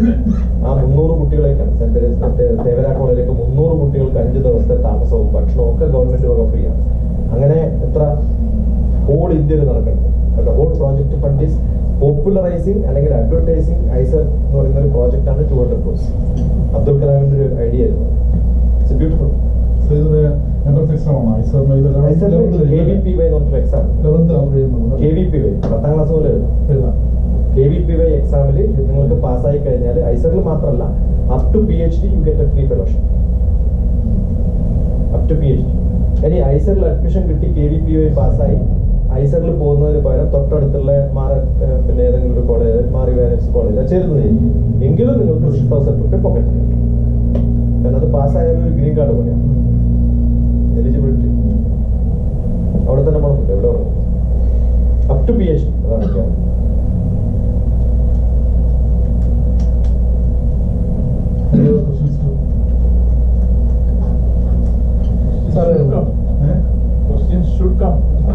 അതാണ് interview ബോർഡിലൊക്കെ പല ഇതിലും പങ്കെടുക്കുകയും ബന്ധപ്പെട്ടുകൊണ്ടിരിക്കുന്ന ഒരാളാണ്. ഈ കേരളത്തിലെ ഇപ്പം ചില ജോലികൾക്ക് അങ്ങനെ നോക്കുകയാണെങ്കിൽ 3 ഡിഗ്രി അല്ലെങ്കിൽ 10th അല്ലെങ്കിൽ ഡിഗ്രി മിനിമം ക്വാളിഫിക്കേഷൻ വേണമെന്ന് പറയുന്ന ഒരു ജോലി.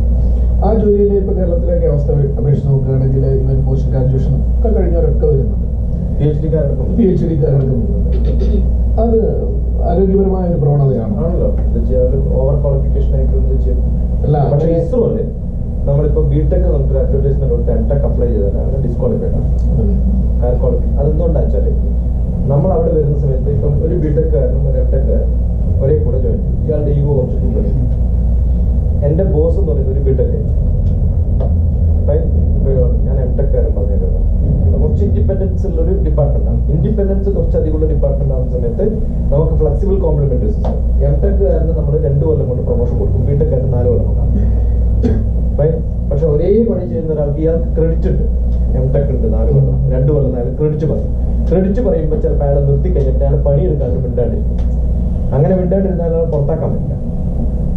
പക്ഷെ സാധാരണ ക്ലറിക്കൽ ജോബുകളിൽ 15 കൊല്ലം സർവീസ്. അത് ഡോങ്കി ആയാലും ബോസ് ആയാലും ഒരേപോലെ പോകും. സ്പീഡ് കൂടുതലുള്ളതുകൊണ്ട് ഫാസ്റ്റായിട്ട് പ്രൊമോഷൻ കൊടുക്കുന്ന സ്ഥലമല്ലോ. അങ്ങനെ സ്പീഡ് കൂടുതലുണ്ടായിട്ട് ഫാസ്റ്റായിട്ട് പ്രൊമോഷൻ കൊടുക്കുന്ന സ്ഥലത്ത് ഓവർ ക്വാളിഫിക്കേഷൻ ബിക്കംസ് ഡിസ്ക്വാളിഫിക്കേഷൻ. കാരണം അത് ഇന്റേണൽ കുറേ പ്രശ്നങ്ങളുണ്ടാകും. അതല്ലാത്ത ഒരേ ഇപ്പൊ പോലീസ് ആവുന്ന ഒരാൾ PhD കഴിഞ്ഞിട്ട് പോലീസായിട്ട് എത്ര ഉണ്ടെന്നുണ്ട്.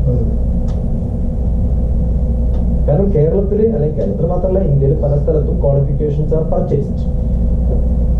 ഇപ്പം പറഞ്ഞില്ലേ, പാസ്സാവാൻ വളരെ എളുപ്പമുള്ള ഒരു സംഭവം. ഇപ്പം പാല് തരുന്നൊരു മൃഗം ഏതാണ്? പാമ്പ് എഴുതിയാൽ 50% കിട്ടും. കാരണം പാമ്പിലും പശുവിലും പായുണ്ട്. 50% ശരിയല്ലേ? അങ്ങനെ കൊടുക്കണം എന്നാണ് നിയമം. അതുകൊണ്ട് തോക്കാറില്ല, ആരും തോക്കാറില്ല. തോക്കുന്നവർ വളരെ കുറവ്. തോക്കാനല്ലേ ബുദ്ധിമുട്ടിപ്പോ. ജയിക്കാൻ എന്തെളുപ്പം? ശരിക്കും ജയിക്കാൻ വളരെ. ഇപ്പൊ എന്റെ വീട്ടിൽ ഒരാൾ വന്ന സമയത്ത് അയാൾ പറഞ്ഞു, ഞാൻ നമ്മുടെ ക്ലാസ്മേറ്റ്സ് ആണ്. എന്നിട്ട് ഞങ്ങൾ സംസാരിച്ചു. കുറച്ച് കഴിയുമ്പോൾ എന്റെ ബ്രദർ വന്നു. എന്നെക്കാളും 4 വർഷം മൂത്ത ഒരാളാണ്. നമ്മുടെ ക്ലാസ്മേറ്റ്സ് ആണ് അങ്ങോട്ടും പറയാം. ഇയാൾ എന്ത് ചെയ്യാനും അതെ, ഞാൻ 4 കൊല്ലം തോറ്റിട്ടു. അന്ന് വളരെ സർവ്വസാധാരണമായ സംഭവമാണ് തോക്കുക. ഇന്നൊരാൾ തോക്കുന്നത്. ഇന്നത്തെ ഏറ്റവും വലിയ ശാപം എന്താ അറിയോ? ഇങ്ങനെ തോക്കാതെ പാസ്സായവരാണ് ടീച്ചേഴ്സ്.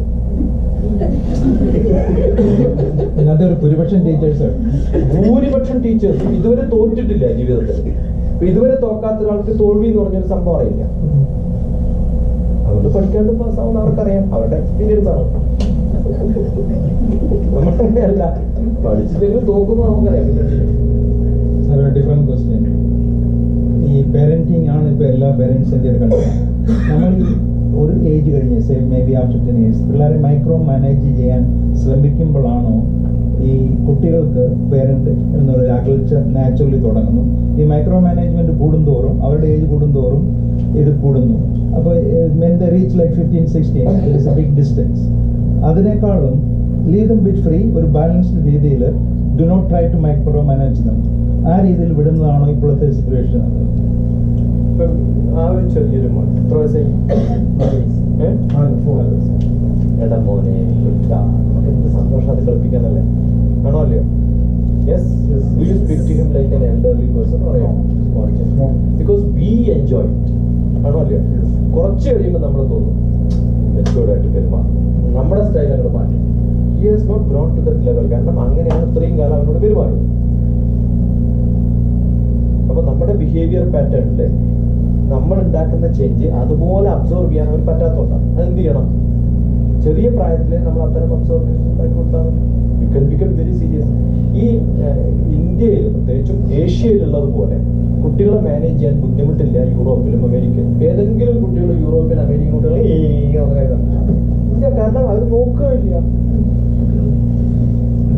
ഇത് കുട്ടിക്ക് നമ്മൾ പറഞ്ഞു കൊടുക്കണം. കരഞ്ഞാൽ എന്റെ അറ്റൻഷൻ കിട്ടും, കരഞ്ഞില്ലെങ്കിലോ? So what do we want? We want them to cry. കാരണം അവർക്ക് അറ്റൻഷൻ കൊടുക്കുക എന്നതാണ് എന്റെ ഏറ്റവും സുഖമുള്ള അവസ്ഥ. അത് വി എൻജോയ്. ഇപ്പൊ ഞാൻ ഡൽഹിയിലൊരു പ്രഭാഷണം 100-400 പേരുണ്ട്, അമ്പലത്തിൽ പ്രഭാഷണം. ഞാൻ പ്രഭാഷണത്തിൽ പോവാം. ആ പ്രഭാഷണം നടക്കുന്ന സമയത്ത് ഒരു ചെറിയ കുട്ടി ഇങ്ങനെ ഓടും. ഒരമ്മ പിന്നാലെ ഓടിയിട്ട് ആ കുട്ടീനെ പിടിച്ചു. ഇന്നലെ ഉണ്ടായിരുന്നു അവിടെ ഒരു കുട്ടി, കുറച്ച് വലിയ കുട്ടി. കാരണം ആ വലിയ കുട്ടിയോട് നമ്മൾ അവിടെ പോയി ഇരിക്കാൻ പറഞ്ഞു. അത് കഴിഞ്ഞപ്പോൾ മറ്റേ ചെറിയ കുട്ടിയുടെ ശല്യം കുറച്ച് വന്നു. അമ്മ പിന്നാലെയോടും കുട്ടി പിന്നെയോടും കുറച്ച് കഴിഞ്ഞപ്പോൾ നമ്മൾ ഈ കുട്ടി കളിക്കുന്ന കാണാൻ നല്ല രസമാണ്, പക്ഷെ അമ്മയും കൂടി കളിക്കുന്ന കാണുമ്പോഴാണ് ഈ പ്രശ്നം. അങ്ങനെ പറഞ്ഞു കഴിഞ്ഞാൽ ഈ ഒരു അമ്മക്ക് എന്തായാലും മൂത്തടി പോലും ഭയങ്കര ദേഷ്യം പിടിച്ച അമ്മ അവിടെ പോയി അടിക്കണം. കുറച്ച് കഴിയുമ്പോൾ കുട്ടി അവിടെ പോയി തോക്കും. അമ്മ ഭയങ്കര സീരിയസ് ആയിട്ട് ദേഷ്യം അടിച്ചിട്ടുണ്ട്. ഇത് ഈ അമ്മ പിന്നാലെ ഓടുന്നത് കൊണ്ടാണ് കുട്ടി ഓടുന്നത്. അമ്മ ഓടിയില്ലെങ്കിലോ കുട്ടി കുറച്ചങ്ങോട്ട് നോക്കിയിട്ട് നോക്കും, അമ്മ അവിടെ ഇരിക്കാം. LKG കുട്ടികളെ പഠിപ്പിക്കുന്ന ടീച്ചേഴ്സ് ഒരു 400 കുട്ടികളെ എനിക്ക് തന്നാൽ അരമണിക്കൂറോ 1 മണിക്കൂറോ 3 മണിക്കൂറോ ഉണ്ടാക്കിയിരുന്നു. എന്തെളുപ്പമാണ് കുട്ടികളെ ഉണ്ടാക്കുന്നത്. കരയൂല്ല, നല്ല രസകരമായിട്ട്. കേരളത്തിൽ എൻ്റെ ഒരു ചൈൽഡ് കെയർ സെന്ററാണ്, ഗ്രാൻഡ്മാ ചൈൽഡ് കെയർ സെന്റർ എന്നാണ് അതിൻ്റെ പേര്. ജി ഇങ്ങനെ എഴുതിയാൽ ഒരു സ്ത്രീ ഇരിക്കുന്നവർക്കും CC 2 ചെറിയ കുട്ടികളും കൂടി ഇരിക്കുന്നവർ. അങ്ങനെ ഞാൻ അതിൻ്റെ എംപ്ലോയ് ഞാൻ ഉണ്ടാക്കിയത് ഗ്രാൻഡ്മാ ചൈൽഡ് കെയർ സെന്റർ. ഒറ്റ കുട്ടികളും അവിടെ ചേർന്നുള്ള കുട്ടികൾ ഇതുവരെ കണ്ടിട്ടില്ല. കാരണം അവർ കയറുമ്പോൾ തന്നെ വലിയൊരു ക്യാമറയാണ്, വലിയൊരു സ്ക്രീനും. ആദ്യമായിട്ട് സ്കൂളിൽ പോകുന്ന പിള്ളേർ കരയോ അത് നോക്കുമ്പോൾ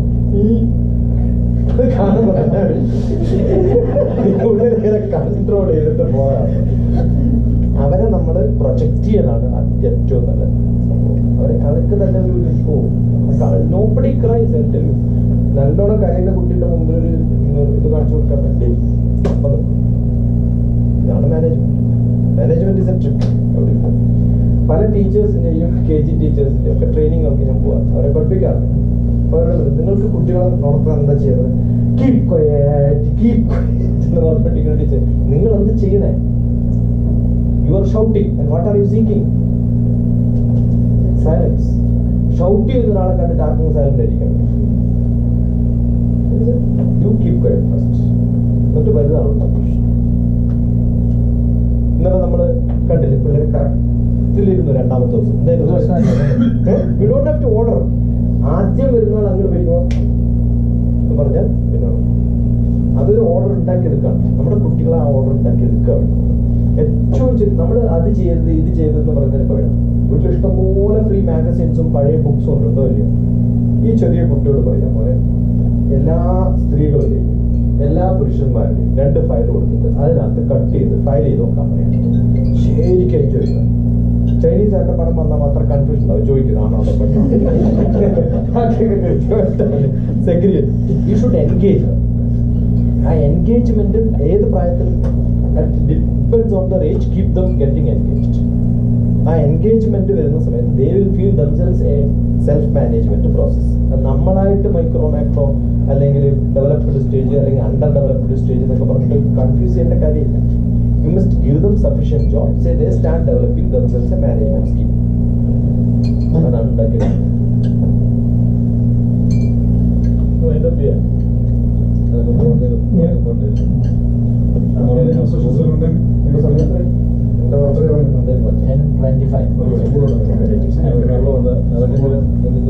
അല്ല നാളെ സ്കൂൾ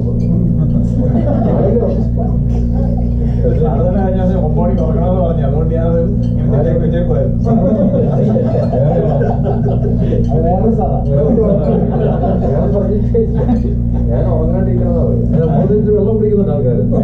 3 ലിറ്റർ വെള്ളം കുടിക്കുന്നുണ്ട്. അപ്പം അതിന്റെ അത് കഴിഞ്ഞിട്ട് കിടക്കാൻ പറ്റത്തില്ല. കിടന്നാൽ പെട്ടെന്ന് വൈഫൊന്നുമില്ലല്ലോ. ബാത്റൂമിൽ തുടങ്ങി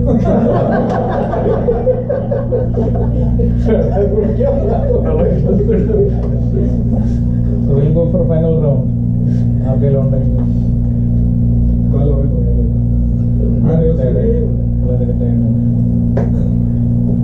ആൾക്കാർക്ക് ഇപ്പം മെയിനായിട്ട് വേണ്ടത് ആരിലെന്തോ ചോദിക്കാൻ, എന്നെ വയ്യൊക്കെ എന്തോ ചോദിക്കാൻ, എന്നെ വയ്യ എന്നെ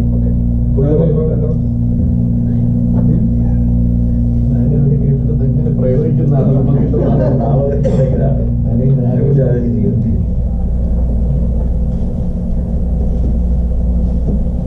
ഒരു നാടിനൊരു ഒരു പൊതുബോധം എന്ന് വെച്ചാൽ എല്ലാരെയും ഉൾക്കൊള്ളുന്ന ഒരു ബോധം, അതായത് എല്ലാ മതസ്ഥരെയും ഉൾക്കൊള്ളുന്ന ഒരു ബോധം, അത് വളർത്തിയെടുക്കാൻ സാറിന് എന്തെങ്കിലും ഒരു അൾട്ടിമേറ്റ്ലി സ്പിരിച്വാലിറ്റി ആണ് നമ്മുടെ ഗെയിം. അതിലേക്കുള്ള വഴികളാണ് റിലീജിയസ് പ്രാക്ടീസസ്. ഇപ്പൊ ഞാൻ ഒരു സയന്റിസ്റ്റ് അസോസിയേഷന്റെ പ്രസിഡന്റ് ആണെന്നുള്ളത് പോലീസ് അസോസിയേഷൻ എന്നോട് പല വിരോധം വരുന്നുണ്ട്. ഓട്ടോറിക്ഷ ഡ്രൈവേഴ്സ് യൂണിയനോട് എനിക്ക് വിരോധം താണ്ട കാര്യമുണ്ടോ? ഞാൻ ഉള്ളൊരു പ്രൊഫഷനാണ്.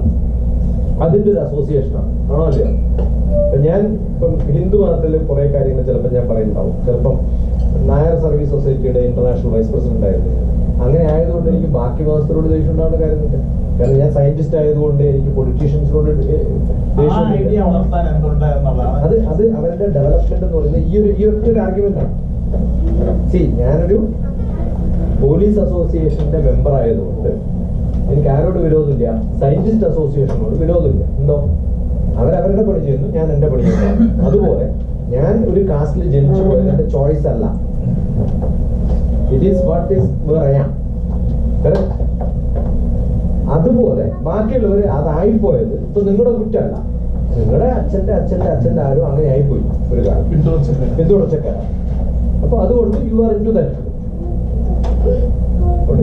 അത് ആക്സെപ്റ്റ് ചെയ്യണം.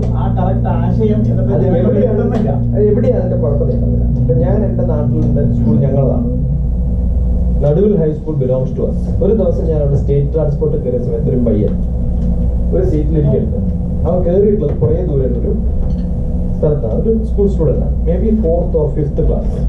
അപ്പൊ ഞാൻ അവനോട് ചോദിച്ചു, അവൻ അതും കഴിഞ്ഞിട്ട് വടക്കന്നൂരും കഴിഞ്ഞ് അടുത്ത സ്ഥലത്ത് 2 സ്കൂൾ കഴിഞ്ഞിട്ടുള്ള ഒരു സ്റ്റോപ്പിലാണ് അവൻ ഇറങ്ങണം. അത്രയും സാധനമുണ്ട്. എവിടെ ഇറങ്ങണം ചോദിച്ചപ്പോൾ ഒടുവള്ളി അടുത്താണ്. അപ്പൊ ഞാൻ പറഞ്ഞു, മോനെ അവൻ കയറിയത് പുലിക്കുരുമ്പെന്ന് ഒടുവള്ളിയേക്ക് പോകുന്ന സമയത്ത് 3 സ്കൂൾസ് ക്രോസ് ചെയ്യുന്നുണ്ട്. പിന്നെ എന്തിനാണ് ഒടുവള്ളിന്ന് പുലിക്കുരുമ്പ് പോയത്? അപ്പൊ പറഞ്ഞ് ഞങ്ങളുടെ സ്കൂളാണ്. ഞങ്ങളുടെ സ്കൂൾ എന്താണ്? അത് ഞങ്ങളുടെ സെന്റ് മേരീസ് സ്കൂളാണ്. അപ്പൊ ഞങ്ങൾ മറ്റേ സ്കൂളോ? നടുവിൽ സ്കൂളായിരുന്നു. അത് മാപ്പിളമാരുടെ അല്ലേ? നമ്മൾ അത് എന്റേതാണ്, ഞാൻ ഹിന്ദുവാണ്. അപ്പൊ നിന്നെ കണ്ട നിന്നെ മാപ്പിളയെന്ന് തോന്നുന്നത്, നീ മാപ്പിളയല്ല, നീ മുസ്ലിം അല്ലേ? ഏയ് ഞാൻ മുസ്ലിം അല്ല, ഞാൻ ക്രിസ്ത്യാനി. അവനെ പറഞ്ഞ് ധരിപ്പിച്ചിരിക്കുകയാണ്, നീ ക്രിസ്ത്യാനിയാണ്, you have a different look, അതുകൊണ്ട് ക്രിസ്ത്യൻ സ്കൂൾസിലേ പഠിപ്പിക്കുള്ളൂ, അത് മാപ്പിള സ്കൂൾ. ഇത് ആ കുട്ടി ആര് പഠിപ്പിച്ചത്? മാപ്പിള സ്കൂളാണ്. അത് കഴിഞ്ഞിട്ട് ഞാൻ പിന്നെ അടുത്ത പ്രാവശ്യം, അത് ഞാൻ ഹൈദരാബാദിൽ പോകണം, തിരിച്ചു വരുന്ന സമയത്ത് ഞാൻ സ്കൂളിലുള്ള സ്റ്റാറ്റിസ്റ്റിക്സ് എടുത്തു. നോക്കിയ സമയത്ത് ഇപ്പൊ ഏറ്റവും കൂടുതൽ സ്റ്റുഡൻസ് മുസ്ലിം സ്റ്റുഡൻസ് ആണ്. ഞങ്ങൾ പഠിക്കുന്ന കാലത്ത് മുസ്ലിംസും ക്രിസ്ത്യൻസും ഹിന്ദുസും ഏകദേശം ഒരു 30% ആയിരുന്നു. പക്ഷെ ഇപ്പൊ എന്തായി? ക്രിസ്ത്യൻസിന്റെ കുറെ സ്കൂൾ തുടങ്ങിയ സമയത്ത് അവരൊക്കെ വിത്തിട്ടുള്ളൂ. Muslims are population more, so they are more there. ഹിന്ദുസിന്റെ ആൾക്കാർ എന്ത് ചെയ്തു? മിക്കവാറും ആൾക്കാർ വില്ലേജിൽ നിന്ന് ടൗണിലേക്ക് ഷിഫ്റ്റ് ചെയ്തിട്ടുണ്ട്. അവരൊക്കെ ടൗണിലുള്ള സ്കൂളിലാണ് പഠിക്കുന്നത്. Who has created this? ഇതാണ് നമ്മൾ പഠിച്ചുകൊണ്ടിരിക്കുന്നത്. Problem. Who has created this? തിരുത്തേണ്ടത് നമ്മുടെ ഒരു കടമയല്ലേ? അതിന് നമ്മൾ ഇവരുടെ ഏജൻസ് അല്ലല്ലോ. നമുക്ക് ഈ ഏജൻസി ഇല്ലാത്തത് നമുക്ക് ചെയ്യാൻ പറ്റില്ല. There is a limit in doing it. കാരണം ഇപ്പൊ ഗവൺമെന്റിലാണ് പോപ്പുലേഷൻ കൺട്രോൾ ചെയ്യുക, ആണോ അല്ലയോ? ഗവൺമെന്റ് കുട്ടികൾക്ക് ഇപ്പൊ എനിക്ക് 2 കുട്ടികളിൽ അധികം ഉണ്ടെങ്കിൽ 3ാമത്തെ കുട്ടിക്ക് ഗവൺമെന്റ് ഫെസിലിറ്റീസ് ഒന്നും കിട്ടില്ല. ട്രാൻസ്പോർട്ട് അലവൻസ് കിട്ടില്ല, മെഡിക്കൽ അലവൻസ് കിട്ടില്ല. And we are educated, we know that we cannot have a large family, we should not contribute to the population. നമുക്കറിയാം. ഇതറിയാത്ത ഒരു ഗ്രൂപ്പ്, കുറേ ഗവൺമെന്റ് ജോലി ഇല്ലാത്ത ഗ്രൂപ്പിലുള്ള ആൾക്കാരുടെ population is increasing in Kerala. It has become 54% unofficially. അത് ഒന്നും ചെയ്യാൻ പറ്റില്ല. That's how it is. അത് നല്ലതാണോ മോശമാണോ ചോദിച്ചാൽ ഏതാണ് നല്ലത് ഏതാണ് മോശം നമുക്ക് പറയാൻ പറ്റില്ല. It's all part of the society. ഇപ്പൊ ഞാനും നിങ്ങളും സംസാരിച്ചത് കൊണ്ട് ഒരു പോളിസി ഉണ്ടാക്കാൻ നമുക്ക് പറ്റില്ല. ഓരോ എലമെന്റ്സിലും പൊളിറ്റിക്സിൽ അങ്ങനെയാണ്, പിന്നെ ജോലികളിൽ അങ്ങനെയാണ്, ഇതിലൊക്കെ റിസർവേഷൻസും ഒക്കെ ഉണ്ട്. അല്ലെങ്കിൽ പിന്നെ ചൈന സ്റ്റൈലാണ്. China style population control is very very rigid and strict. ഇപ്പൊ ഞാനൊരു കമ്പനി നടത്തുന്ന ഒരാളാണ്, ഈ ഒരു ബോട്ടിൽ കമ്പനി നടത്തുന്ന ഒരാളാണ്. എന്റെ കീഴിലാണ് കുറേ പേര് വർക്ക് ചെയ്യുന്നത്. എനിക്ക് 10 കുട്ടികൾ ഉണ്ടായാലും കുഴപ്പമില്ല. പക്ഷെ എന്റെ കീഴിലുള്ള ഒരു എംപ്ലോയിക്കും ഒരു കുട്ടികളിൽ അധികം ഉണ്ടാവില്ല. ഉണ്ടായാൽ ഉടനെ ടെർമിനേഷൻ ലെറ്റർ കൊടുക്കും. ടെർമിനേഷൻ ലെറ്റർ കൊടുത്താൽ എന്ത് ചെയ്യും? You will not get a job. So what you can do? You can start a company. ഇയാൾ ഇത്രയും കാലം ബോട്ടിൽ ഉണ്ടാക്കുന്ന കമ്പനിയിലാണ് ചേർന്നത്. ഫുൾ ബോട്ടിൽ ഉണ്ടാക്കുന്ന ടെക്നിക്ക് ഇയാൾ അറിയില്ല. ഇയാൾ മൂടി മാത്രം ഉണ്ടാക്കാൻ പഠിച്ചത്. ഇയാൾ മൂടി മാത്രം ഉണ്ടാക്കും. അങ്ങനെ ഓരോരാളും എന്റർപ്രൈനേഴ്സ് ആയിട്ട് മാറി. അവരുടെ പുതിയൊരു ടെക്നോളജിയാണ്. ഏറ്റവും കൂടുതൽ എന്റർപ്രൈനേഴ്സ് ഉള്ള സ്ഥലം ചൈനയാണ്. എന്താ കാരണം? ഈ പോപ്പുലേഷൻ കൺട്രോളിന്റെ ഒരു ഇൻഡയറക്റ്റ് റിസൾട്ടാണ് ഇത്. അതുകൊണ്ട് എന്ത് പറ്റി? ഞാൻ ഉണ്ടാക്കിയ ബോട്ടിൽ നല്ല ക്വാളിറ്റി ഉള്ളതായിരുന്നു. പിന്നെ പകുതി മാത്രം വിവരമുള്ളവർ വെച്ചിട്ട് കുറെ സാധനം ഉണ്ടാക്കിയ എല്ലാം ഡ്യൂപ്ലിക്കേറ്റ്. അതിന്റെ പക്ഷെ അത് എത്ര മനസ്സിലാവുന്നുണ്ടോ? ഓരോ പോളിസി ഉണ്ടാക്കുന്ന സമയത്ത് ഗവൺമെന്റ് കുറേ ചിന്തിച്ചിട്ടുണ്ടാക്കുന്ന പോളിസി അവസാനം ഇംപ്ലിമെന്റേഷൻ വരുന്ന സമയത്തേക്കും become so pathetic. Nobody can help it. Nobody can help it. It's a big problem. ഇപ്പം ഇമ്മാനുവൽ മാനേജ്മെന്റ് കോളേജ് ഹൈദരാബാദ് അടുത്ത കാലത്തൊരു ഇന്റർനാഷണൽ കോൺഫറൻസ് എന്ന് പറഞ്ഞിട്ട് ഞാൻ പോയി. ആകെ 8 MBA കുട്ടികളേ ഉള്ളൂ, 60 സീറ്റിന് ആളില്ല അവിടെ. Why are you running it? No, we are getting support from America and Kashmir. ആ 8 കുട്ടികൾ ഇവിടുന്ന് ഒരൊരാളും ഹൈദരാബാദിൽ ചേർന്നില്ല. പിന്നെ ബീഹാർ എന്നുള്ള കുട്ടികളെ പിടിച്ചുകൊണ്ടിരിക്കുക. And it's running like that. Nobody can help it. കാരണം കുറേ ഫെസിലിറ്റി കൊടുക്കുന്നുണ്ട്. Government is giving lot of facility for them. ഇത്രയും കോളേജുകളും സ്കൂളുകളും ഇത്രയും കോളേജുകളൊക്കെ ഹയർ എഡ്യൂക്കേഷൻ തുടങ്ങിയത് സമൂഹത്തിൽ നല്ലതാണോ അതോ മോശമാണോ സാറിന്റെ ഒരു കാഴ്ചപ്പാട്? ഇതുവരെ കോളേജുകളിൽ കാണാത്ത ഒരു കുട്ടികൾ കുറേ ആൾക്കാർ, അവര് MBA പഠിക്കുന്ന ഒരു എഞ്ചിനീയറിംഗ് കോളേജിൽ കുറെ ആൾക്കാരൊക്കെ ഫിക്സ് ചെയ്ത് അവരുടെ കൂടെ ഗ്രാജുവേഷൻ ലെവലൊക്കെ കഴിഞ്ഞ് പോസ്റ്റ് ഗ്രാജുവേഷനിലൊക്കെ ഒരു 2 കൊല്ലമൊക്കെ ചെലവഴിക്കുമ്പോൾ അവർക്കൊരു കൾച്ചറൽ ഡെവലപ്മെന്റ് ഉണ്ടാവും. അക്കാഡമിക് ഡെവലപ്മെന്റ് ഉണ്ടാവണമെന്നില്ല. ആ കൾച്ചറൽ ഡെവലപ്മെന്റ് ഉണ്ടാക്കാനുള്ള ഒരു ഇൻഡയറക്റ്റ് മെത്തേഡാണ് എഡ്യൂക്കേഷൻ. എന്നും അങ്ങനെയാണ്. ആ MBA കിട്ടിയിട്ട് അവർക്ക് ജോലി കിട്ടാനില്ല. ഇപ്പം ഞാൻ MBA പ്രൊഫസറായിട്ട് ജോലി ചെയ്യുന്ന എൻ്റെ മുമ്പിൽ ഇരിക്കുന്ന 60 കുട്ടികളോട് ഞാൻ പറയുന്നത്, നിങ്ങളുടെ MBA ഒന്നും നിങ്ങൾക്ക് ജോലി തരില്ല. പക്ഷെ നിങ്ങളുടെ അമ്മയുടെ ക്വാളിഫിക്കേഷൻ എന്താണ്? നമ്മുടെ സ്റ്റാറ്റിസ്റ്റിക്സ് എടുത്ത സമയത്ത് 6ാം ക്ലാസ് 7ാം ക്ലാസ് 8ാം ക്ലാസ്സാണ്. നിങ്ങളുടെ മക്കൾക്ക് പറയാൻ പറ്റും എൻ്റെ അമ്മ MBA ആണ്. അത് വലിയ കാര്യം. അതാണ് ഡെവലപ്മെന്റ്. അവർക്ക് എത്ര വിവരമുണ്ടെന്നുള്ളതെന്ന് അറിയണ്ട. പക്ഷെ കുറച്ച് പേരുണ്ടാവും. ഈ 3ാം ക്ലാസ് 4ാം ക്ലാസ്സിലുള്ള വിവരത്തിനേക്കാളും കൂടുതൽ ഉണ്ടാവില്ലയോ? That's it. അവർ അറ്റ്ലീസ്റ്റ് കോൺക്രീറ്റ് ആയിട്ട് അവരുടെ വീട് ഞാനിപ്പോൾ എൻ്റെ MBA കുട്ടികളോട് നിങ്ങളെല്ലാം ഇംഗ്ലീഷ് പേപ്പർ വായിക്കണം, അവർക്ക് അനുഭവത്തോട് നോക്കുക. എന്നിട്ട് ഒരു ദിവസം ഞാൻ ഒരു സൺഡേ എന്താ വെച്ചാൽ നമ്മൾ വൺ ഓഫ് ദ ഒരു ഏറ്റവും പോപ്പുലേഷൻ വരുന്ന ഒരു വില്ലേജിൽ പോയി, നാഗാരം എന്ന് പറഞ്ഞ വില്ലേജിൽ പോയി. അവിടെ ഒരു ചായക്കടയില്ല. ന്യൂസ് പേപ്പർ എന്നൊരു സാധനം, ഇംഗ്ലീഷ് പോയിട്ട് തെലുങ്ക് ന്യൂസ് പേപ്പർ അവർ ഇതുവരെ കണ്ടിട്ടില്ല. സാധനം പൊതിഞ്ഞു വരുന്ന പത്രങ്ങളല്ലാതെ ആ വില്ലേജിൽ ആരും പത്രം വായിക്കാറില്ല. ഞാൻ അവരോട് ഇംഗ്ലീഷ് ന്യൂസ് പേപ്പർ വായിച്ച് ജെൻഡർ നോളജ് കൊടുക്കുന്നു പറഞ്ഞാൽ നടക്കുന്ന പരിപാടിയാണ്. പക്ഷെ അവരൊക്കെ എന്ത് പഠിക്കുന്നുണ്ട്? MBA പഠിക്കും. എന്താ കാരണം? ബിടെക്കിനും MBAക്കും Andhra Pradesh government free for all the girls. അതുകൊണ്ട് എന്ത് ചെയ്യുന്നു? അവരെല്ലാം വന്ന് ചേരും. അവർക്ക് 5 പൈസ കൂടുതൽ കൊടുക്കാൻ പറഞ്ഞാൽ, വെറുതെ രജിസ്ട്രേഷൻ ഫീസ് കൊടുക്കാൻ പറഞ്ഞാൽ they will not join. Government has to make them educated. അതിനുവേണ്ടി തുടങ്ങിയതാണ്.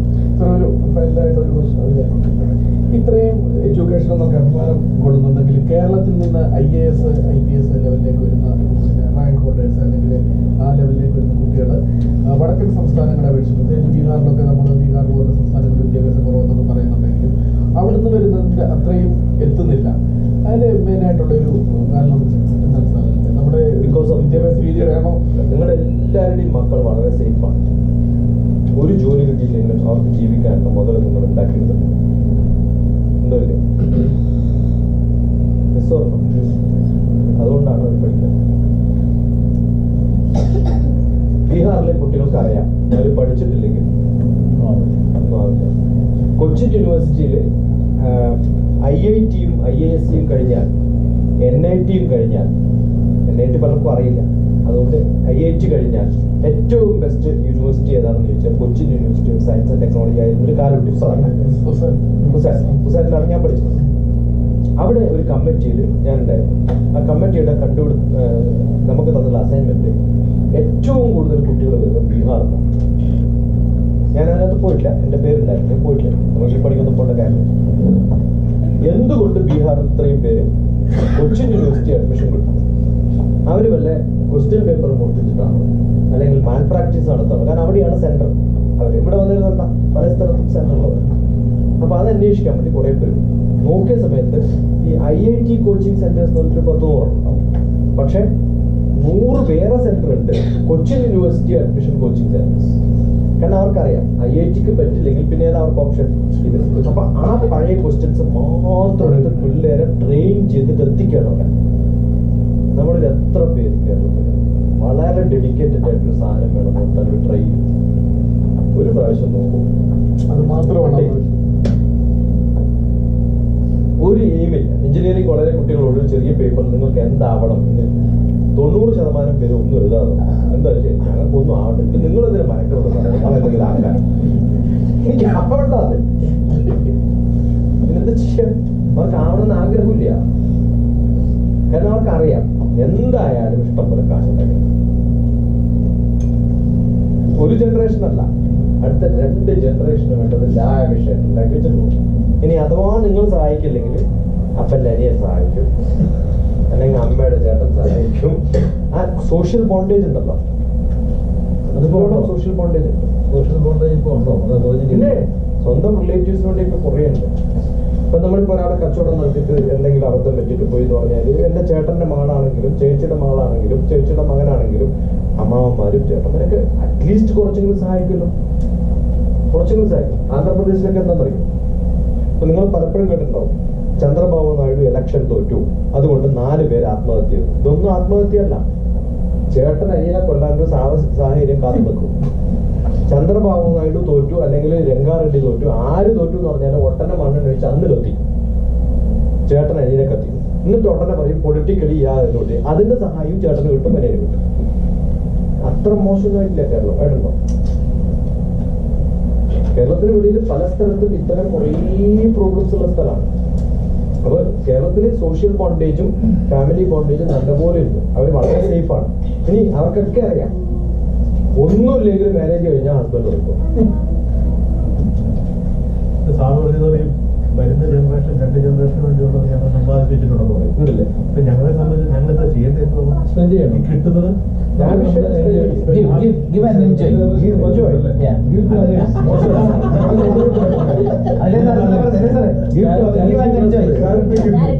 ചാരിറ്റിക്ക് കൊടുത്തിട്ട്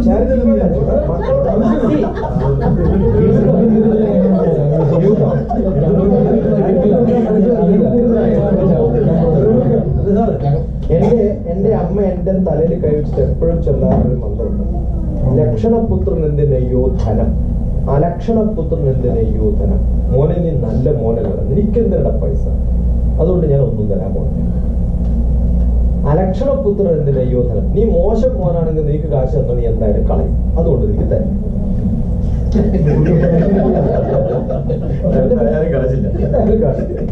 തിരുവല്ല SBI 500 കോടി രൂപ ഡെപ്പോസിറ്റ് ചെയ്ത് ആൾക്കാരില്ലാതെ ഗവൺമെന്റ് പോയി. കാരണം പണ്ട് ആരും നോമിനി വെക്കത്തില്ല, 5 മക്കളുണ്ട് ആരും വെക്കത്തില്ല, അങ്ങനെ വെക്കാതെ ബാങ്ക് ഹാസ് നോ ഐഡിയ. എന്നിട്ട് ഫോർ ഇയേഴ്സ് ആൻഡ് ഗോൺ. കേരളത്തിലാണ് ഏറ്റവും കൂടുതൽ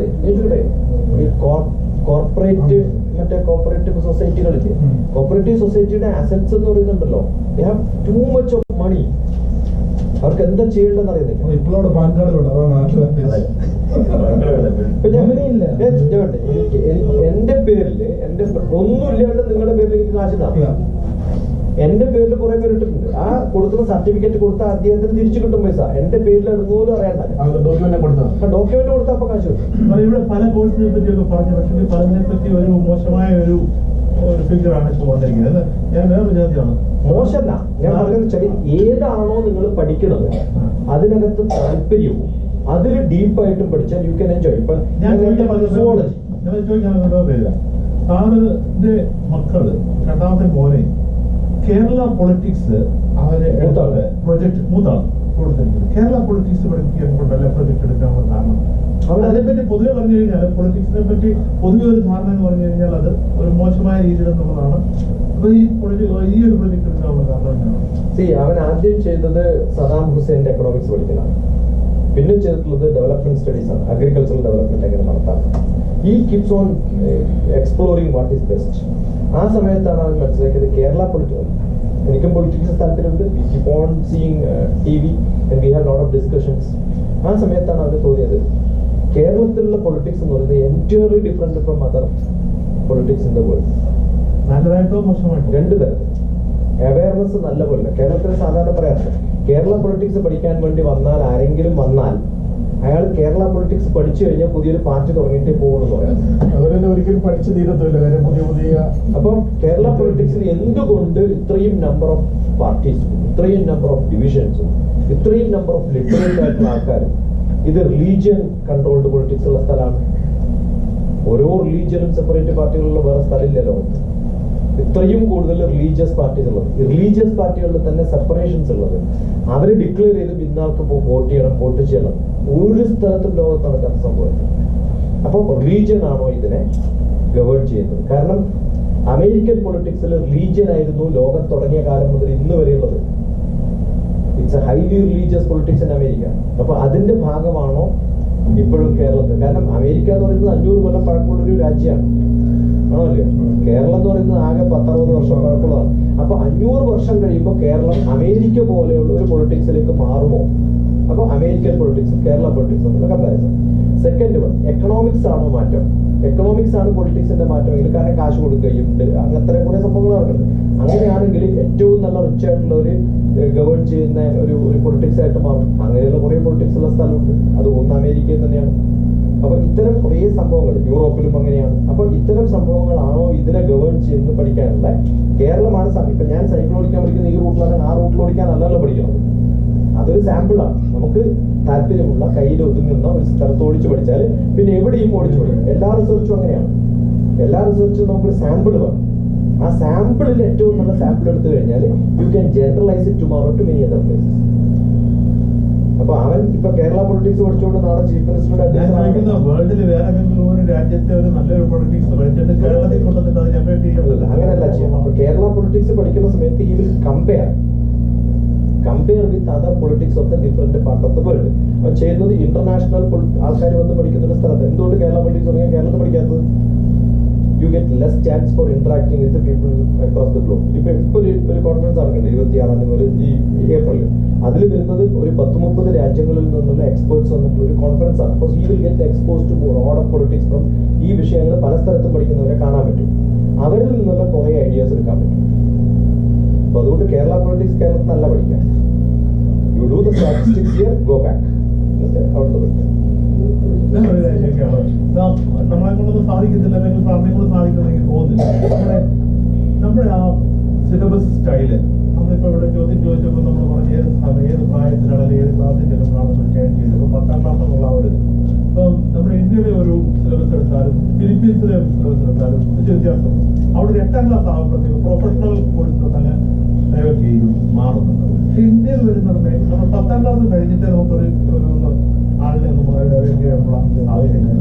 അപ്പൊ അതാണോ നല്ലത്? അത് ഇന്ത്യയുടെ സിസ്റ്റമാണ്. എനിക്ക് തോന്നുന്നു യു ആർ നോട്ട് അവെയർ. രണ്ടും അവൈലബിൾ ആണ്. 8th സ്റ്റാൻഡേർഡ് കഴിയുമ്പോഴത്തേക്കും എല്ലായിടത്തും ഉണ്ട്. പക്ഷെ പൊതുവെ അതിനെ പറ്റിയുള്ള ഇഷ്ടംപോലെ ആൾക്കാർ അതിനകത്ത് പോയിട്ടുണ്ട്, പോകുന്നുണ്ട്. ഇപ്പൊ ഏത് സെന്റർ നോക്കി ഇരിക്കാനക്കുള്ളിലെ ഏറ്റവും ബെസ്റ്റ് സ്കൂൾസ് ഒന്ന് വൊക്കേഷനും മറ്റേത് രണ്ടും ഈക്വലാണ്. നമ്മൾ കുറേ ഡിഫറൻറ്റ് സിലബസ്, ഡിഫറെന്റ് ഓപ്ഷൻസ്. നമ്മുടെ കാര്യം വെച്ചാൽ വെറൈറ്റിയാണ്. ഇന്ത്യയുടെ ഏറ്റവും വലിയ ഗുണം എന്താ?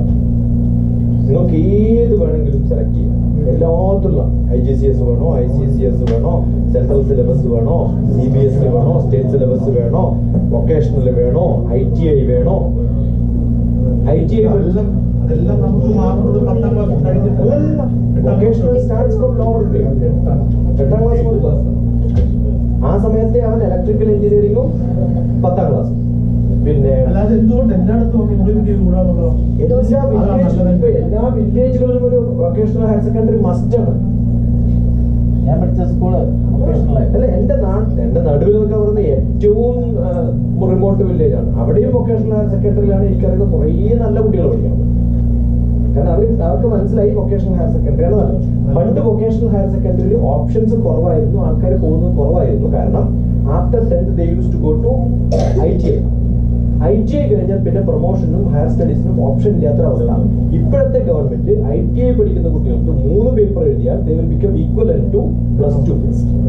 അത് കഴിഞ്ഞിട്ട് അവർക്ക് ഡിപ്ലോമക്ക് ചേർന്നാൽ ഡിപ്ലോമ കഴിഞ്ഞിട്ട് they can join to 2nd year BTech straight. അപ്പൊ അവർക്ക് ഈ സ്ട്രീമിൽ പോയാൽ, അത് മാത്രമല്ല IEEE പാരലി എഴുതുകയാണെങ്കിൽ പ്രൈവറ്റ് ആയിട്ട് എഴുതുകയാണെങ്കിൽ they can become engineers. അങ്ങനെ എഞ്ചിനീയറിംഗ് കഴിഞ്ഞിട്ടുള്ളവർ ഇപ്പൊ diploma engineering is much higher than BTech engineering വിശ്വസിക്കുന്നതാണ്. കാരണം അത് സ്കിൽ ഡെവലപ്മെന്റ് നല്ല പോലെ ഉണ്ട്. അപ്പോൾ ബിടെക് കഴിഞ്ഞതിന് ശേഷം എഞ്ചിനീയറിംഗ് കോളേജിൽ വന്നിട്ടുള്ള കുട്ടികളുടെ skill ability is much higher than +2 കഴിഞ്ഞിട്ട് എത്തിയിട്ടുള്ളത്. പണ്ട് ഡിപ്ലോമക്ക് പോകുന്നവരൊക്കെ 10ാം ക്ലാസ് കഴിഞ്ഞിട്ടുള്ളവരാണ്. ഇപ്പൊ ഡിപ്ലോമയിൽ നോക്കി കഴിഞ്ഞാൽ മിക്കവാറും കുട്ടികൾ +2 കഴിഞ്ഞിട്ടാണ് പോയത്. എന്താ പിന്നെ women's only schools, vocational only for women, പിന്നെ polytechnic only for women, ITI only for women. Options are thousands and hundreds. ഓരോ വെറൈറ്റിയിലും thousands ഉണ്ടെന്നാണ്. It's huge.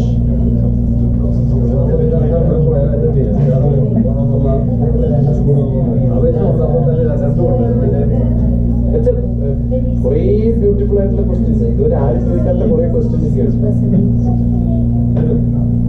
കുറേ ക്വസ്റ്റ്യൻ അല്ല, എനിക്ക് പറ്റുന്ന ഗുണം എന്ന് വെച്ചാൽ ഞാൻ ITI ക്ലാസ് എടുക്കാൻ പോയിട്ടുണ്ട്, ഡിപ്ലോമയിൽ ക്ലാസ് എടുക്കാൻ പോയിട്ടുണ്ട്, വൊക്കേഷണൽ ഹയർ സെക്കൻഡറി ക്ലാസ് എടുക്കാൻ പോയിട്ടുണ്ട്. അപ്പൊ എനിക്ക് കുറേ എല്ലാ സ്കൂൾസിലും എല്ലാ കോളേജുകളിലും എത്തിയിട്ടുണ്ട് ഒരു വിധത്തിൽ. അപ്പോൾ I know what is available. സൗദിയിലും എത്തി. വളരെ ഫോർച്ചുനേറ്റ് ആണ് സാറിന്റെ വാല്യുബിൾ ആയിട്ടുള്ള ഇത്ര ഇൻഫർമേഷൻ. അല്ല, എനിക്ക് വളരെ സന്തോഷമുണ്ട്. കാരണം വെച്ചാൽ നമ്മുടെ ഓരോ സ്ഥലത്ത് പോകുമ്പോഴും എക്സ്പീരിയൻസസ് എൻറ്റയർലി ഡിഫറെന്റ്. ഇന്ന് ഞാൻ വരുന്ന സമയത്ത് ഐ വാസ് ടെല്ലിംഗ് ദാറ്റ് നിങ്ങളുടെ എയർപോർട്ടിന് 2 മതിലുകളുണ്ട്. കാരണം ഞാൻ വരുന്നതിന് നമ്മൾ കണ്ടിട്ടില്ല, നിങ്ങൾ കാണാത്ത സംഭവങ്ങൾ നമ്മൾ കാണും. കാരണം വെച്ചാൽ my job is using satellite. I will study the whole thing before coming. I will study. ഇപ്പൊ സന്തോഷം. ഐ മസ്റ്റ് താങ്ക് അനിൽ, പിന്നെ ആഷ്ലി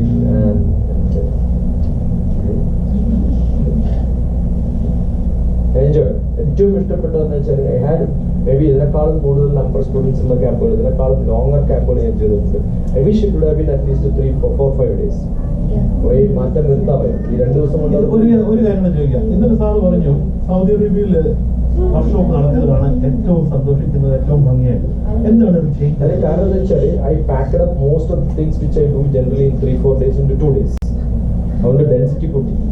ആ ഒരു ഫോഴ്സിൽ ഐ വാസ് ടു ഫാസ്റ്റ്. എന്റെ delivery was too fast. Number of words per minute നോക്കിയാൽ it would have been normally ഒരു 50 words per minute ഞാൻ 70-75 വേർഡ്സ് പെർ മിനിറ്റ് ആക്കി മാറ്റിയിട്ടുണ്ട്. അത് അബ്സോർവ് ചെയ്യാനുള്ള കപ്പാസിറ്റി ഇവർക്കുണ്ടായിരുന്നു. അതിന് കാരണം എന്താ വെച്ചാൽ ഒരു ഏജ് 12 മുതൽ 18 വരെയുള്ള കുട്ടികൾ പല സ്ഥലങ്ങളിലും നമ്മൾ അഡ്വർടൈസ് ചെയ്യുന്ന സമയത്ത് ചെയ്താലും അവസാനം കമ്മിറ്റി മെമ്പറിന്റെ മക്കൾ അല്ലെങ്കിൽ മറ്റവരുടെ മക്കൾ എന്നൊക്കെ പറഞ്ഞാൽ 4ാം ക്ലാസ് 3ാം ക്ലാസ് കയറും. അങ്ങനെ വരുമ്പോൾ 60% 3ാം ക്ലാസ്സും 4ാം ക്ലാസ്സും ആയാലും. ഇപ്പൊ ഞാൻ സ്റ്റാറ്റിസ്റ്റിക്സ് വന്ന ഉടനെ what do I do study on this. അപ്പൊ അതിനകത്ത് 18 വയസ്സുള്ള 2 കുട്ടികളുണ്ടായിരുന്നു, 11 വയസ്സുള്ള 2 കുട്ടികളുണ്ടായിരുന്നു, ഒരു കുട്ടി 11 വയസ്സുള്ള 3 കുട്ടികളുണ്ടായിരുന്നു, ഒരു ആൺകുട്ടിയും 3 കുട്ടികളാണ്. അത് കഴിഞ്ഞാൽ 5 കുട്ടികളും 8 കുട്ടികളുമാണ്. കുറച്ച് വ്യത്യാസം, കാരണം the last day I did not get. അപ്പൊ നമ്പർ നമ്മൾ അതിന്റെ ക്യുമുലേറ്റീവ് ഫ്രീക്വൻസി എടുക്കും, അതിന്റെ മീഡിയൻ മോഡ് എടുക്കും. എന്നിട്ട് നോക്കിയ സമയത്ത് the most of the people were under 14-15 cumulative. അവിടെയാണ് ഫ്രീക്വൻസി ഏറ്റവും കൂടുതലുള്ളത്. നല്ലൊരു നോർമൽ ഡിസ്ട്രിബ്യൂഷനാണ്. ആ നോർമൽ ഡിസ്ട്രിബ്യൂഷൻ വരുമ്പോൾ ഹൈ പൊട്ടൻഷ്യൽ ഉള്ളതും ലോ പൊട്ടൻഷ്യൽ ഉള്ളതും ഏകദേശം ടാപ്പർ ചെയ്തിട്ടും ഒരു 15 ഉള്ള സമയത്ത് ആ ഒരു ഏജ് ഗ്രൂപ്പിന് പറ്റുന്ന സാധനങ്ങൾ നമ്മൾ പുഷ് ചെയ്തത്. എനിക്ക് വർക്ക്ഡ് ഔട്ട് വരിക. പൊതുവെ പനോരമയിൽ നിന്നുള്ള സപ്പോർട്ട് തന്നെ ബ്യൂട്ടിഫുൾ. നിങ്ങൾക്ക് ഇന്റേണലി കുറെ ഫ്രിക്ഷൻസും ഡിഫിക്കൽട്ടീസ് ഒക്കെ ഉണ്ടായിരുന്നു വരും. അതെല്ലാ ഓർഗനൈസേഷനിലും എപ്പോഴും ഉണ്ടാവുന്നത്. ഞാൻ കുറേ ഓർഗനൈസേഷൻ വർക്ക് ചെയ്തിട്ടുള്ളതാണ്. ഇതൊക്കെ ഉണ്ടെങ്കിലും അൾട്ടിമേറ്റ്ലി വെരി ഗുഡ്. ഇപ്പൊ ഞാൻ തന്നെ പറഞ്ഞു, ഞാൻ ആ certificate distribution I said no don't write and distribute. It's very easy. കാരണം ഞാൻ 1500 പേർക്ക് ഡിസ്ട്രിബ്യൂട്ട് ചെയ്യുന്നതാണ്. ഇത് എഴുതി കഴിഞ്ഞാൽ ഒരാളുടെയും പേര് വായിച്ചു കൊടുക്കണമെങ്കിൽ ബുദ്ധിമുട്ടാവും. So generally what we do register ചെയ്യുമ്പോൾ സർട്ടിഫിക്കറ്റ് ആണ്.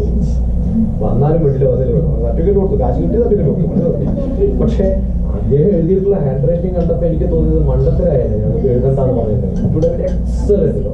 അപ്പൊ ഞാൻ പറഞ്ഞത് അത് മുതൽ അത് ഞാൻ വേണ്ടാന്ന് പറയുന്ന സമയത്തും അത് യു വിൽ നോട്ട് അഗ്രി എന്ന് പറഞ്ഞിട്ട് എന്റെ തോന്നുന്നു പറഞ്ഞില്ല. അപ്പൊ തന്നെ ഇറ്റ്സ് നോട്ട് ഗുഡ്. പക്ഷെ അത് എഴുത്ത് കണ്ട സമയത്ത് എനിക്ക് തോന്നി എനിക്കും ഒരു സർട്ടിഫിക്കറ്റിന്റെ പേരൊന്നും എഴുതുന്നത്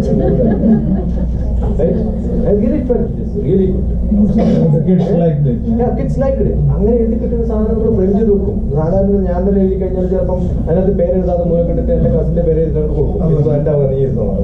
so that would be possible. അതുപോലെ ഓരോ സാധനങ്ങളും ആ ഫോൾഡർ ഫയലുകൾ and the hall was beautiful. അത് ഏറ്റവും കൂടുതൽ വെച്ചാൽ നമ്മളിപ്പോ ചില ഹാളുകളിൽ വളരെ വലിയ hall look good. The sound system was beautiful. I think the food was very good. And പിന്നെ ഇപ്പം ഈവൻ ചില സ്ഥലങ്ങളിലൊക്കെ 10:30 ആയിരുന്നു നമ്മൾ കുറച്ച് അങ്ങോട്ട് ഇങ്ങോട്ട് എക്സ്റ്റെൻഡ് ചെയ്യുന്ന സമയത്ത് they get irritated. I think all of you have a lot of experience. അങ്ങനെ എക്സ്പീരിയൻസ് ഉള്ളവർക്ക് അതിനകത്ത് വന്നതുകൊണ്ട് you can extend, no problem. അതൊരു ഫീഡാണ്. പക്ഷെ ഷടയെന്ന് പറഞ്ഞിട്ട് നിർത്തുന്ന ഒരു അവസ്ഥ വരുന്ന സമയത്ത് ചിലപ്പോൾ മാറും. I am generally very punctual. പക്ഷെ അത് കീപ്പ് ചെയ്യാൻ പറ്റും.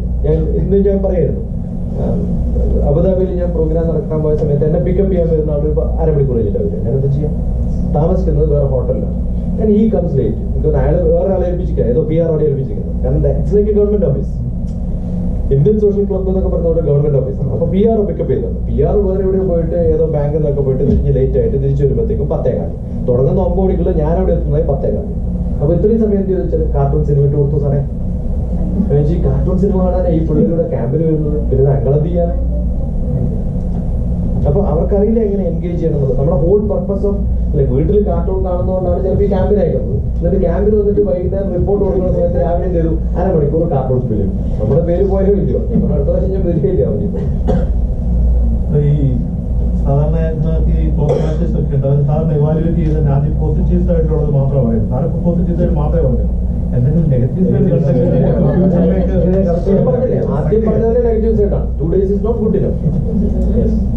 2 days is not good enough. കാരണം നമ്മളൊരു സ്പാർക്ക് കൊടുക്കുകയുള്ളൂ. ഒരു ചേഞ്ച് ഉണ്ടാക്കണമെങ്കിൽ generally they have to get into that for few more days. ഒരു 3-4 days കിട്ടി കഴിഞ്ഞാൽ മാറും. പിന്നെ കുറെ ഇന്ററാക്ഷൻസ് ഉണ്ടാക്കി. ഇപ്പം അതേ ഗ്രൂപ്പിൽ തന്നെ ഇപ്പൊ 4 ദിവസം ഉണ്ടെങ്കിൽ ഇപ്പൊ ഞാനിപ്പോ ഒരു ആക്ടിവിറ്റി കൊടുക്കും. ഫസ്റ്റ് ടീമിനെ മാത്രമേ ഞാൻ പ്രസന്റ് ചെയ്യാൻ സമ്മതിച്ചുള്ളൂ. സെക്കൻഡ് ടീമിനെ പ്രസന്റ് ചെയ്യാൻ നോക്കി ഇപ്പം 10 ടീമുണ്ട്. 10 ടീമും പ്രസന്റ് ചെയ്ത 3 ദിവസം പോയില്ലയോ? അതിന് സമയമില്ല. ബിഗ്ഗസ്റ്റ് പക്ഷെ അതിന്റെ സ്പാർക്ക് കൊടുക്കാൻ പറ്റിയിട്ടുണ്ട്. പിന്നെ നല്ല പ്രസന്റേഷൻ, ഒരു പ്രൊജക്ടറും നല്ലതായിരുന്നെങ്കിൽ I would have used little more. കുറച്ചൊരു ഹിച്ചിങ് ഉണ്ടായിരുന്നു. ആ ഹിച്ചിങ് ഉണ്ടായിരുന്ന സമയത്ത് ഇറ്റ് ഡസന്റ് വർക്ക്. നല്ല സമയം ഉണ്ടെങ്കിൽ I would have used lot of. അപ്പൊ ഒരു സിനിമ ഇവാലുവേഷൻ നമ്മൾ കൊടുക്കും. ചിലപ്പോൾ ആ സിനിമ ഇവാലുവേഷൻ എങ്ങനെ ഇവാലുവേറ്റ് ചെയ്യണം അങ്ങനെ കുറെ കൊടുക്കാൻ പറ്റും. പിന്നെ ഈ ഗ്രൂപ്പിൽ മാക്സിമം വർക്ക് കേരളീസ്. കുറച്ചും കൂടി അറിയുന്നവരാണ് കുറെ കൂടുതൽ. എന്നെ അറിയാത്ത കുറെ ഗ്രൂപ്പ് ഇന്റർപേഴ്സണൽ റിലേഷൻഷിപ്പ് ബിൽഡപ്പ് ചെയ്യാനുള്ള കുറെ ഐസ്ക്രീം സംഭവങ്ങളൊക്കെ ചെയ്യിപ്പിക്കണം. അത് ചെയ്യിപ്പിക്കുന്ന സമയത്ത് ഒരു ഡിഫറെന്റ് സ്റ്റൈൽ അത് മാറ്റി. ഇന്നിപ്പം ഓഫീസിൽ ചെയ്തിട്ടുള്ള ചില സംഭവങ്ങളൊക്കെ ഉണ്ട്. അപ്പം തോന്നിയിട്ടുള്ള ചില സംഭവങ്ങൾ. അപ്പൊ അത് ചെയ്യിപ്പിക്കണമെങ്കിൽ അങ്ങനെ ഒരു ഗ്രൂപ്പ് വേണം.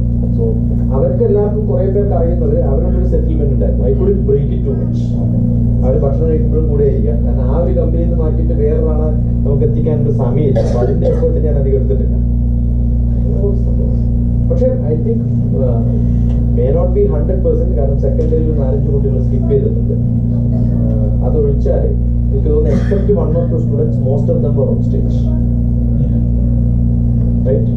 അത് ഒരു ദിവസം കൊണ്ട് ചെയ്യാൻ പറ്റുന്നത് എന്റെ കഴിവല്ല, കുട്ടികളുടെ കഴിവാണ്. എന്റെ റിയലി ഗുഡ്. പിന്നെ കുറച്ചൊരു ഇൻഹിബിഷൻ ഉണ്ടാവും. ഇപ്പം ഞാൻ ആ ലിസ്റ്റ് നോക്കിയ സമയത്ത് സിംഗിങ് ഗുഡ് എന്ന് പറഞ്ഞിട്ടുള്ള കുറെ ആൾക്കാരുണ്ട്. പക്ഷെ അവരോട് പാടാൻ പറഞ്ഞ സമയത്ത് it did not happen. So I don't pressurise too much. കാരണം അത് ബാക്കിയുള്ളവരെ മുമ്പോട്ട് വരാനുള്ള ഒരു മടി ഉണ്ടാക്കിയിട്ടുണ്ട്. So I just left them. I said okay fine. പക്ഷെ സാധാരണ ഞാൻ അങ്ങനെ ചെയ്യാറില്ല. ഞാൻ പാടുന്ന ഒരു പ്രാവശ്യം പറഞ്ഞ് പാടിയില്ലെങ്കിൽ പാടിച്ചേ വിടും. ഞാൻ പാടിച്ചേ വിടും. ഞാൻ ചെയ്യുന്ന ഒരാളാണ്. പക്ഷെ ഞാൻ ഐ വാസ് വെരി മൈൽഡ് അല്ലേ.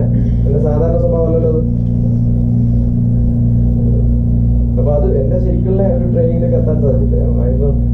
Much more military than this. സാധാരണ ഈ ഗൾഫിലൊക്കെ പോകുന്നുണ്ടേ ഒരു പ്രാവശ്യം പോയിട്ട് പിന്നെ അതേ സ്ഥലത്ത് തന്നെ അതേ ഗ്രൂപ്പിന്റെ അടുത്ത് പിന്നെ ഷാർജയിലൊക്കെ 4-5 പ്രാവശ്യം ഒരേ പാരന്റ്സിന്റെ ഗ്രൂപ്പ്. ഇപ്പം ആദ്യം വരുന്ന സമയത്ത് ഇപ്പം 1-2 പാരന്റ്സ് ഇൻവോൾവ് ആണ്. പിറ്റത്തെ പ്രാവശ്യം മുതൽ 10 പേര് ഇൻവോൾവ് ആയി. അങ്ങനത്തെ ഒരു ലാർജ് ഗ്രൂപ്പ് ഉണ്ട് എനിക്ക്. പിന്നെ ഞാൻ തന്നെ ഉപേക്ഷിച്ചത്. അവർ അടുത്ത പോലെ ഞാൻ ഇനി വേണ്ട 2 കൊല്ലം കഴിഞ്ഞ് ചെയ്താൽ മതി. അപ്പൊ നമുക്ക് തന്നെ പോറിക്കാം. ഇപ്പൊ അലയില് ചെയ്ത് കഴിഞ്ഞ സമയത്ത് ദേവാണ്ട് I said not now after 2 years. കാരണം നമ്മളെന്തെങ്കിലും പഠിച്ചിട്ടുണ്ട്. നമുക്ക് പോറില്ല. എല്ലാം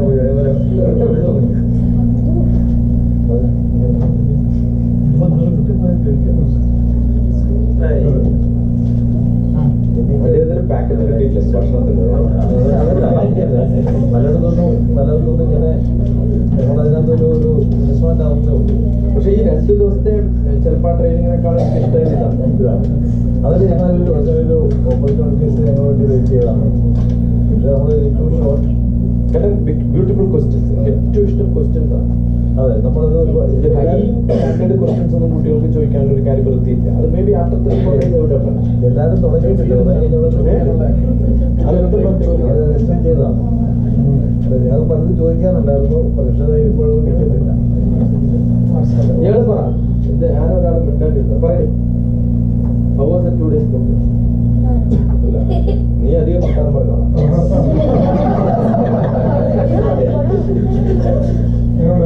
ശരിയാണല്ലോ പറ.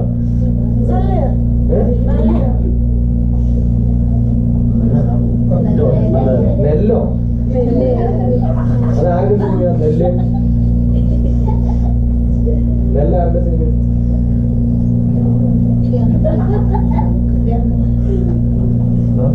നെല്ലിന്റെ പ്രത്യേകത എന്താ? ആരെങ്കിലും വയനാട് ട്രിപ്പിന് പോകുന്നതിന് മുമ്പ് നെല്ല് സിനിമ ഇട്ടിട്ടുണ്ടോ? വയനാട് പോയിട്ടുണ്ടെങ്കിൽ നെല്ലിലെ പാട്ടൊന്നും കൂടി കേൾക്കാം. വയനാട് കണ്ടത് എക്സാക്ട് എക്സ്പ്ലെയിൻ ചെയ്യുന്ന സീനുകളും പാട്ടുകളുമാണ് നെല്ല്. വയനാടിന്റെ ട്രാവൽ ഏജന്റ് ആണ് നെല്ലെന്ന് പറയാറുണ്ട്. ആ പാട്ടൊന്ന് കേട്ടാ രസകരമായ പാട്ട്, രസകരമായ സിനിമ. അതുപോലെ എനിക്കൊരു റിക്വസ്റ്റ് ഉള്ളത് പറഞ്ഞാൽ, ഇന്നലെ നമ്മൾ ജോളി സാറിനെ വിളിച്ചിട്ടുണ്ട്. പുതിയ തിയേറ്റർ വരാൻ പോകും. സൗദി അറേബ്യയിലെ തിയേറ്റർ വരുന്നുണ്ടോ ഇല്ലേ? നിങ്ങളുടെ ഒരു മെമ്മോറാണ്ടം പോകണം. അദ്ദേഹത്തിന്റെ സിനിമയാണ് ഇവിടുത്തെ ഇനോഗറേഷൻ cinema. already selected. Should get to that because that is English. That's okay. ഒരു മലയാളം മൂവി അദ്ദേഹം ഇവിടെ ജീവിച്ചിട്ട് ഇവിടുത്തെ ഉണ്ടാക്കിയിട്ടുള്ള സിനിമ നാഷണൽ അവാർഡ് കിട്ടിയതല്ലേ. ഇതൊന്ന് നല്ലോണം പുഷ് ചെയ്ത് കഴിഞ്ഞാൽ that will be the inauguration cinema and that will be a history in Malayalam film മാത്രമല്ല സൗദി അറേബ്യയിലും ഹിസ്റ്ററി ആയിട്ടുമാണ്. And that should be your approach. കാരണം അത് നല്ലൊരു മൂവ്മെന്റ്. അല്ലെങ്കിൽ ഏതെങ്കിലും ഒരാളുടെ സിനിമ വരും ഇവിടെ നിന്ന് ഉണ്ടാക്കിയിട്ടുള്ള കാശ് കൊണ്ടെടുത്തിട്ടുള്ള ഒരു മൂവി എന്ന് പറഞ്ഞിട്ട് പ്രൊജക്ട് ചെയ്താൽ I am sure that will become and that's probably a worth movie. അല്ലേ?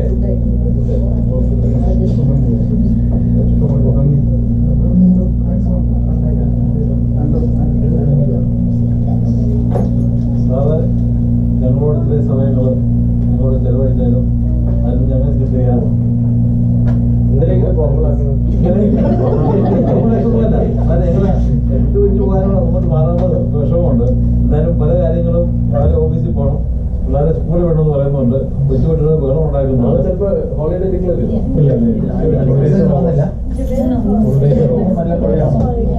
അപ്പോൾ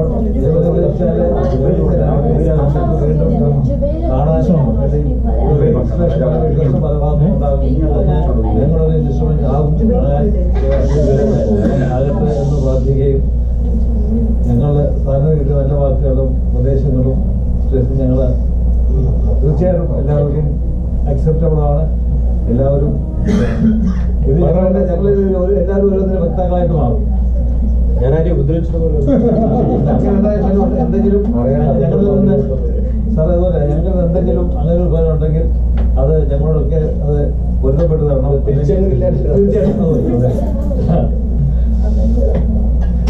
അതുപോലെ സാർ ധാരാളം ശിക്ഷകളും ലോകത്തിന്റെ നാനാ ഭാഗങ്ങളിലുണ്ട്. അപ്പം ഈ പനോരമ മെമ്പേഴ്സിനെയും ആ കൂട്ടത്തില് സ്മരിക്കണം എന്ന് വാട്സപ്പ്